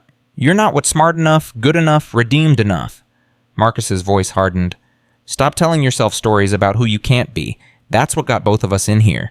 Start telling stories about who you're becoming. Raymond was quiet for a long moment. When he spoke, his voice was thick with emotion. If I do this and I screw it up, I'll never forgive myself. Then don't screw it up. But even if you do, you try again. That's what redemption is. Not perfection. Persistence. The documentary crew captured the moment. Eduardo later said it was one of the most powerful scenes he'd ever filmed. Maya came for her visit 3 days before the hearing. You're scared, she said immediately. I can see it in your face. Terrified. Of the parole board. Of what comes after, if they say yes? Marcus leaned forward. For years, these walls have been my penance, my structure, my excuse for not facing the real world. What happens when they're gone? You build new walls, better ones you choose instead of ones forced on you. What if I fall apart out there? What if I go back to drinking, fighting, destroying everything I touch? Maya's expression softened for the first time since she'd started visiting. Then I'll be there to pick up the pieces. That's what family does. You barely know me. I abandoned you for 15 years. Which means we have 15 years of catching up to do. She pressed her hand against the glass. I'm not saying I've forgiven you. I'm not saying everything's okay. But I'm saying I want to try. I want to know who my father really is, not the ghost who left or the legend who disappeared. The actual man. And if the actual man disappoints you, then at least I'll know. At least I won't spend the rest of my life wondering. Marcus felt tears threatening. He'd spent so long protecting Maya from himself that he'd never considered she might want to face that challenge willingly. I don't deserve you, he said. You keep saying that. Maybe it's time to start earning what you think you don't deserve. The morning of the parole hearing, Marcus woke before dawn. He'd barely slept. Every time he closed his eyes, he saw Miguel Santiago's face, saw Carmen at the funeral, saw Maya as a 10-year-old girl sleeping peacefully while her father crept out of her life. Cole! Officer Webb stood at his cell door. It's time. Marcus followed him through corridors he'd mopped 1,000 times, past cells filled with men he'd counseled and comforted, past the chapel where broken souls had learned to speak their pain. Every step felt like leaving a piece of himself behind. The parole board consisted of 5 people, 3 men, 2 women, faces that held his future in their hands. Marcus Anthony Cole, the chairman began. You're here for early release consideration. Before we proceed, is there anything you'd like to say? Marcus had prepared a speech, hours of careful words designed to demonstrate remorse and rehabilitation. But looking at those 5 faces, he realized prepared words weren't what this moment needed. I killed a man, he said simply. 15 years ago, I threw a punch that ended a young father's life. His name was Miguel Santiago. He had a wife named Carmen. He had twin daughters named Lucia and Rosa. He had a future full of promise that I took away in a single moment. The board members shifted. This wasn't the typical parole hearing speech. For 15 years, I ran from what I did. I destroyed my marriage, abandoned my daughter, threw away everything I'd built, and eventually ended up here. Not because I got caught, but because I wanted to be punished. I needed to suffer for what I'd done. Marcus paused, gathering himself. But suffering isn't redemption. I learned that here. Punishment alone doesn't heal anything. It doesn't bring back the dead. It doesn't repair the damage. It just creates more pain. What changed, Tom? One of the board members asked. Carmen Santiago forgave me, not because I deserved it, but because she was tired of carrying hate. Her daughters came to see me to understand the man who'd killed their father. And my own daughter, who I'd abandoned for 15 years, showed up and demanded I stop running. Marcus met each board member's eyes in turn. I started a program in this facility, men helping men face their guilt instead of burying it. We've had inmates who hadn't spoken about their crimes in decades finally find the words. We've had violent offenders learn that strength doesn't require destruction. We've had broken people start putting themselves back together. The warden speaks highly of your work, another board member noted. The warden gave me a chance when he didn't have to. So did Dr. Chen. So did Officer Webb and the guards who looked the other way when I bent the rules to help someone. This facility changed because people were willing to try something different. And if we grant your release, what then? Then I keep going. The documentary Eduardo's making will spread these ideas to other prisons. Other facilities can start their own programs. Men who think they're beyond redemption can learn that they're not. That's ambitious. Maybe, but I've spent 15 years thinking small, hiding, disappearing. It's time to think bigger. The board members exchanged glances. One of them leaned forward. Mr. Cole, I've been doing this job for 20 years. I've heard every kind of speech. Remorse speeches, rehabilitation speeches, promise speeches. Most of them are performances designed to tell us what we want to hear. Marcus waited. Yours isn't, I can tell. The board member paused. But I have to ask you something, and I need an honest answer. Ask. Do you actually believe you deserve freedom? After everything you did after Miguel Santiago died, because of you, do you believe you've earned the right to walk out of this facility? The question cut to the heart of everything Marcus had been wrestling with. No, he said quietly. I don't believe I deserve freedom. I don't think I'll ever deserve it. Miguel Santiago is dead because of me. Nothing I do will change that. The board members shifted uncomfortably. But I've learned that deserving isn't the point, Marcus continued. Carmen Santiago didn't forgive me because I deserved it. Maya didn't come back because I deserved it. The men in my program don't open up because they deserve healing. We do these things because they're necessary, because carrying our burdens alone will destroy us. He took a breath. I don't deserve freedom, but I'll try to earn it. Every day, for the rest of my life. And if you give me this chance, I won't waste it on self-destruction. I'll use it to help others find what I've been searching for, which is the courage to face yourself, the strength to carry your weight, and the hope that you can become better than your worst moment. The board deliberated for 45 minutes. Marcus waited in a holding room, staring at walls that might be his last prison walls or just another checkpoint on an endless journey. He'd said everything he could say, done everything he could do. The rest was out of his hands. When they called him back, he couldn't read their faces. The chairman spoke. Mr. Cole, this board has reviewed your case extensively. Your conduct during incarceration has been exemplary. Your rehabilitation program has produced measurable positive outcomes. And your testimony today demonstrates a level of self-awareness that we rarely encounter. Marcus's heart pounded. However, we have concerns. Your crime, while adjudicated as assault rather than homicide, resulted in serious injuries to 3 individuals.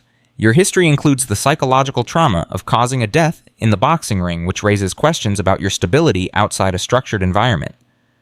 I understand, Marcus managed. We've weighed these concerns against your demonstrated progress and your plans for continued rehabilitation work. The chairman paused. By a vote of 4-1, this board has decided to grant your petition for early release. The world tilted. You will be released in 30 days pending completion of standard processing. You will be required to maintain regular contact with a parole officer and continue participation in approved counseling programs. Any violation of these terms will result in immediate return to custody. Marcus couldn't speak, couldn't move, couldn't process the words he'd just heard. Do you have any questions, Mr. Cole? No, sir, thank you. Don't thank us yet. Thank us when you've proven this decision was the right one. The news spread through Ridgemont within hours. Marcus returned to his cell to find a crowd gathered outside. Inmates who had been in his program, guards who had watched his transformation, even some men who had never attended a session but had heard the stories. They're letting you go? Jenkins asked, his weathered face full of emotion. 30 days. Hot damn. The old man's eyes were wet. 40 years I've been in this system. Never thought I'd see something like this. A man goes in broken and comes out whole. I'm not whole, Jenkins. I'm still cracked all over, but the cracks are holding now. Raymond pushed through the crowd. I heard. Congratulations. You ready? No, but I'll get ready. Raymond extended his hand. You showed me something, Iron Thunder, something I never knew existed. I won't let you down. Marcus took his hand. You won't let yourself down. That's what matters. The 30 days before release became a marathon of preparation. Marcus worked with Dr. Chen to establish protocols for continuing the program without him. He trained Raymond extensively, walking him through facilitation techniques, conflict resolution, strategies, ways to recognize when a man was close to breaking. You're better at this than you think, Marcus told him during their final training session. You've got something I never had. What's that? You lived on both sides. You were the monster and the man trying to overcome the monster. The men in this program will see themselves in you. They saw themselves in you too. They saw what I became. They'll see what you're becoming. There's a difference. Your journey isn't over. Mine is just starting a new chapter. Eduardo filmed everything. The preparations, the goodbyes, the quiet moments when Marcus sat alone in his cell, staring at walls that had been his world for years. What are you thinking? Eduardo asked during one of these moments. I'm thinking about Miguel Santiago, wondering what he would say if he could see all this. What do you think he'd say? Mo? I don't know. I never knew him. Only fought him once, and that fight ended with me taking his life. Marcus shook his head. But I hope he'd see that his death meant something, that it changed me, that it's changing others. Carmen thinks it has. Carmen is more generous than I deserve. Maybe that's the point. Maybe we're all more generous than anyone deserves. On his final night in Ridgemont, Marcus held one last group session. The chapel was packed. Not just the regular participants, but dozens of other inmates who wanted to be part of this moment. Even some guards stood in the back, watching silently. I'm not good at goodbyes, Marcus began. I've spent most of my life running from them, but I've learned that running doesn't work. The things you avoid have a way of finding you anyway. He looked around at the faces that had become familiar over months of shared pain and halting progress. When I came to this facility 4 years ago, I was trying to disappear. I wanted to be invisible, wanted to serve my time and vanish into nothing.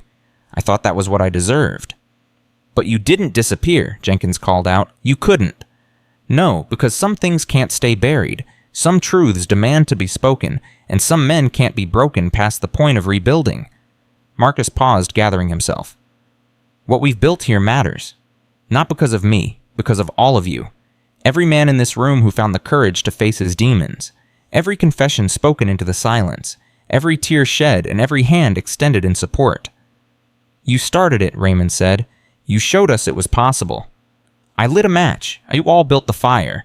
And that fire doesn't go out because I'm leaving. It grows. It spreads. It lights other fires in other places. Marcus stepped forward.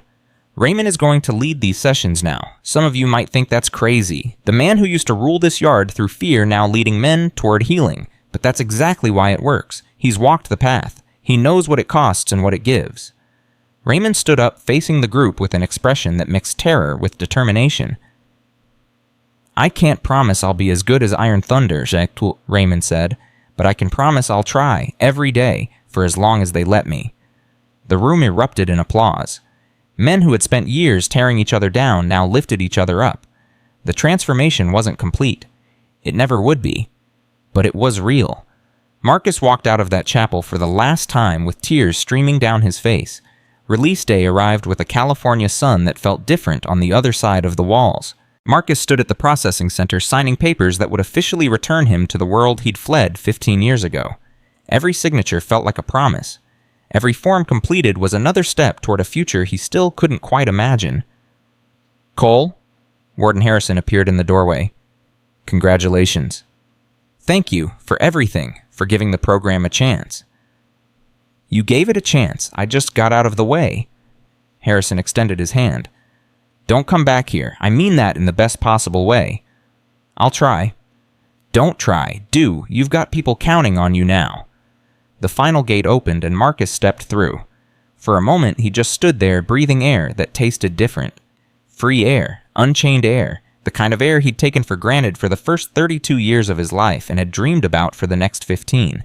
Then he saw them. Maya stood by a car in the parking lot. Next to her was a woman Marcus barely recognized. Christina, his ex-wife.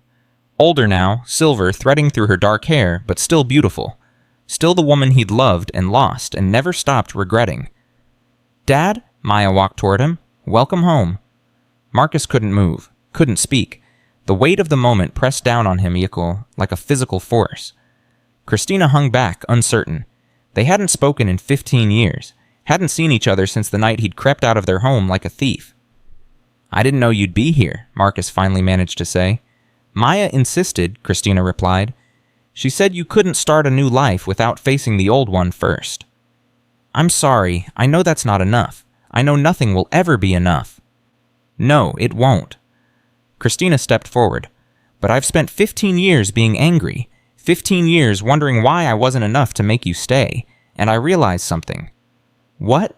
It was never about me, or Maya. It was about you. About what you couldn't face and couldn't carry and couldn't ask for help with. Her eyes were wet. I wish you'd let me in. I wish you'd trusted me enough to share your pain. So do I. Every day of my life, so do I. Christina reached out and touched his face. The first human contact from her in 15 years. Then don't make the same mistake again. Don't disappear. Don't run. Whatever comes next, face it with your family. I don't have a family anymore. I threw that away. Maya stepped between them. You have a daughter who's stubborn as hell and refuses to give up on you. You have an ex-wife who drove 3 hours to be here even though she's still furious. And you have 18 months of parole to prove you're worth the trouble we're about to go through. Marcus looked at both of them. The family he'd destroyed. The family that refused to stay destroyed. Where do we start? He asked. Maya smiled. How about breakfast? I hear they serve real eggs on the outside. 2 months after his release, Marcus stood in front of a different kind of audience. The California Department of Corrections had invited him to speak at a conference on prison rehabilitation. Wardens, psychologists, policymakers, and researchers filled the auditorium. Eduardo's documentary had premiered the week before to critical acclaim and was already generating interest from correctional facilities across the country. When I was Iron Thunder Cole, Marcus began, I thought strength meant never losing, never backing down, never showing weakness. I built an entire identity around that belief, and it nearly destroyed me. He looked out at the faces watching him. The man I killed, Miguel Santiago, he showed me something in our fight that I didn't understand until years later. In round 7, when he hurt me for the first time in my career, I felt fear. Real fear. And my response was to hit back harder. To destroy what scared me. That's what we teach men in this society. When you're afraid, attack. When you're hurt, hurt back. When you feel weak, prove you're strong. And we wonder why our prisons are full. Why violence cycles through generations. Why broken men break other men. But there's another way. I learned it in the most unlikely place. A prison cell, a mop bucket, a circle of men who had nothing left to lose and everything to gain by telling the truth about themselves. Marcus pulled out a photograph. Miguel Santiago smiling in his boxing gear, the last picture taken before their fight. This man died because of me. His daughters grew up without him. His wife spent years consumed by grief and rage. I carry that weight every single day, and I always will." He held up the photograph for the audience to see. But his death doesn't have to be meaningless. His sacrifice can light a path for other men, other families, other communities trapped in cycles of violence and pain. The program I started at Ridgemont is spreading. Other facilities are launching their own versions. Men who thought they were beyond redemption are learning that they're not. That's Miguel Santiago's legacy. Not the tragedy of his death, but the transformation that came from it. Marcus lowered the photograph. "I don't know if I deserve to be standing here. I don't know if anything I do will ever balance the scales for what I took from the world. But I know this every day I have left is a chance to try. Every breath is an opportunity to become better than my worst moment."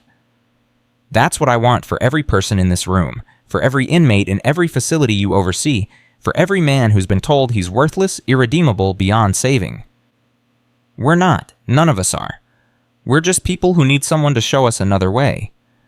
After the speech, Carmen Santiago approached him. She'd been sitting in the front row.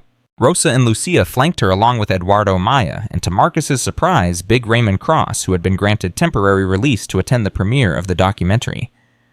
"That was beautiful, Hecate," Carmen said. "Miguel would have been proud." "You think so?" "I know so. He believed in second chances. He believed people could change." She touched the photograph Marcus still held. "He would have forgiven you long before I did." "I'll spend the rest of my life trying to honor that." Rosa stepped forward. "We've been talking, as a family, about what comes next." "What do you mean? The program you started, the foundation work, you're going to need help." Rosa glanced at her sister. "We want to be part of it. Our father's name, our family's story. It should mean something." Marcus looked at Carmen uncertain. "Are you sure this is complicated? Your daughter's working with the man who killed their father." "That's exactly why it matters," Lucia said. "Redemption isn't clean. It's messy and painful and full of contradictions. If we can find a way forward together, maybe other families can too." Carmen nodded her approval. "We've spent 15 years as victims of what you did. It's time to become something else." "What? The partners. In building something Miguel would have been proud of." 1 year later, the Santiago Cole Foundation officially launched. Marcus stood at the podium of the press conference surrounded by faces that had seemed impossible a few years ago. Carmen Santiago to his left, his daughter Maya to his right, Rosa and Lucia behind him, Raymond released on parole himself in the front row with Jenkins, who had finally been granted compassionate release after 43 years, behind bars. "This foundation exists because of tragedy," Marcus said. "A young man died, a family was destroyed, and the man responsible spent 15 years running from what he'd done. But it also exists because of something else: forgiveness, grace, the stubborn refusal of broken people to stay broken.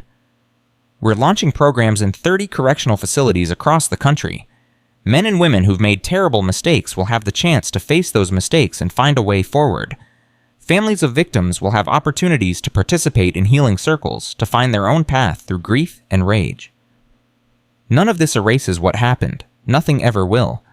But maybe, just maybe, we can turn tragedy into transformation, pain into purpose, death into something that feels a little bit like life." After the press conference, Marcus found a quiet moment alone. He pulled out the photograph he still carried everywhere. Miguel Santiago, forever young, forever frozen in that moment before everything changed. "I hope I'm doing this right," Marcus whispered to the image. "I hope this is what you would have wanted. I hope your daughters can be proud of what we're building, even if they'll never stop missing you." Choi. The photograph didn't answer. It never did. But somehow Marcus felt peace settling over him. Not the peace of forgetting or moving on, the peace of finally carrying his weight the right way. Maya found him there a few minutes later. "You okay?" "Yeah, just talking to an old friend." Maya looked at the photograph. "You know I used to hate that you kept his picture instead of ours. Felt like you cared more about your guilt than your family." "I'm sorry." "Don't be. I understand now." She touched his arm. "You needed to remember what you did so you wouldn't become that person again. The picture wasn't about guilt. It was about accountability. When did you get so wise?" "I had a complicated childhood. Makes you grow up fast." Maya smiled. "Come on, there's a celebration dinner and you're the guest of honor." "I don't feel like celebrating." "I know, but you're going to do it anyway, because that's what this new life is about. Showing up even when you don't feel like it. Being present even when you want to disappear. Marcus tucked the photograph back into his pocket and followed his daughter. The Santiago Cole Foundation dinner was full of people Marcus never expected to share a room with. Business leaders who'd attended that charity boxing match at Ridgemont. Politicians interested in criminal justice reform. Formerly incarcerated individuals who'd found new purpose through the programs Marcus had started. And at the center table, the family that had somehow emerged from the wreckage of his worst mistake. Carmen raised a glass. To Miguel, who brought us all together in the most painful way possible. Everyone drank. Rosa raised her glass.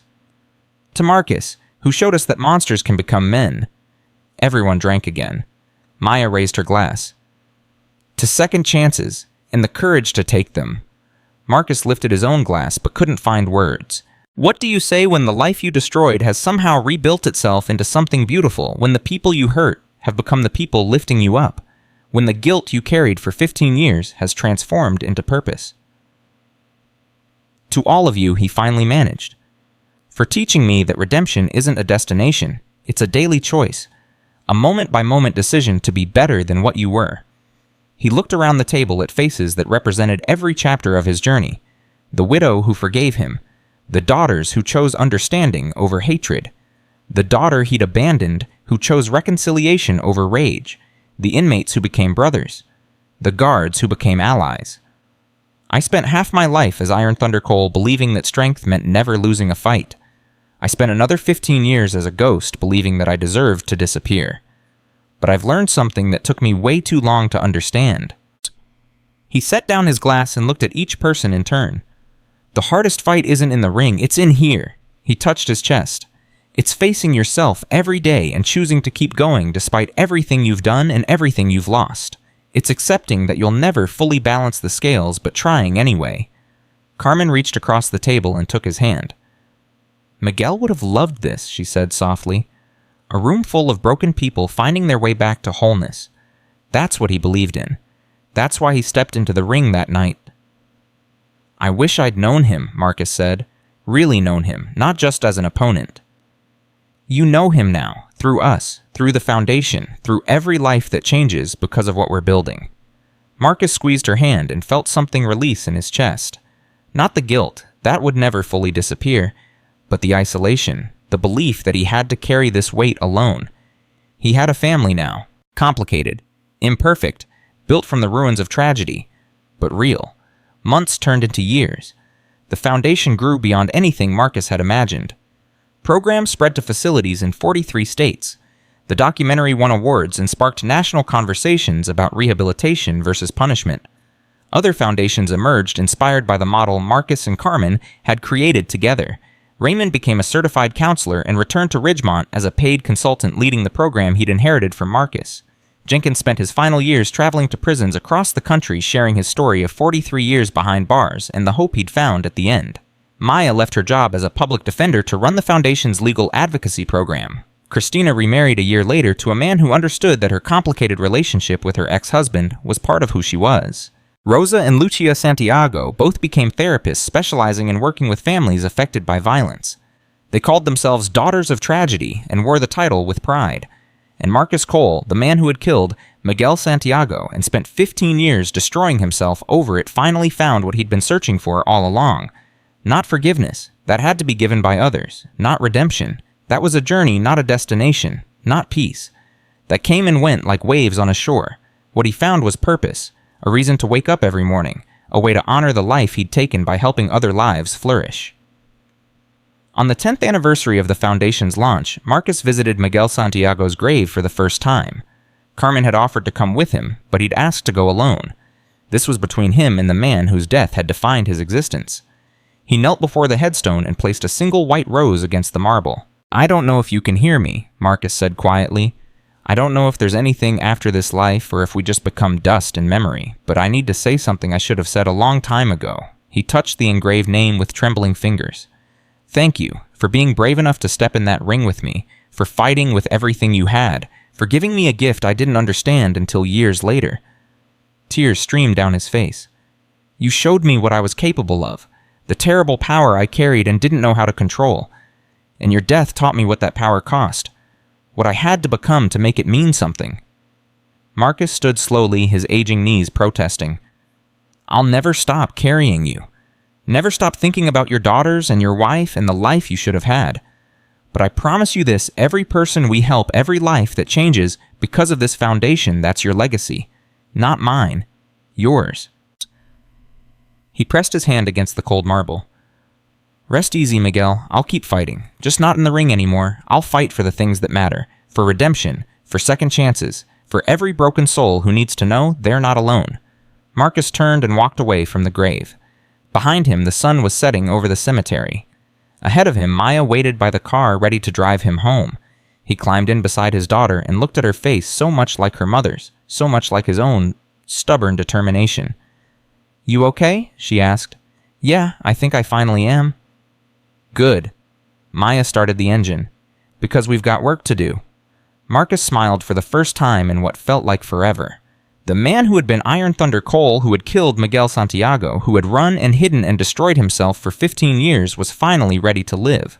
Not because he deserved it, because he had earned it one day at a time, one choice at a time, one act of service at a time. They called him the world's toughest fighter, but he had discovered that true toughness had nothing to do with fists. It was waking up each morning and choosing hope over despair, purpose over guilt, connection over isolation. It was carrying the weight of your worst moment without letting it crush you. It was believing that even the most broken person could find their way back to something like wholeness. Marcus Cole had spent a lifetime learning that lesson, and now he had the rest of his life to teach it to others.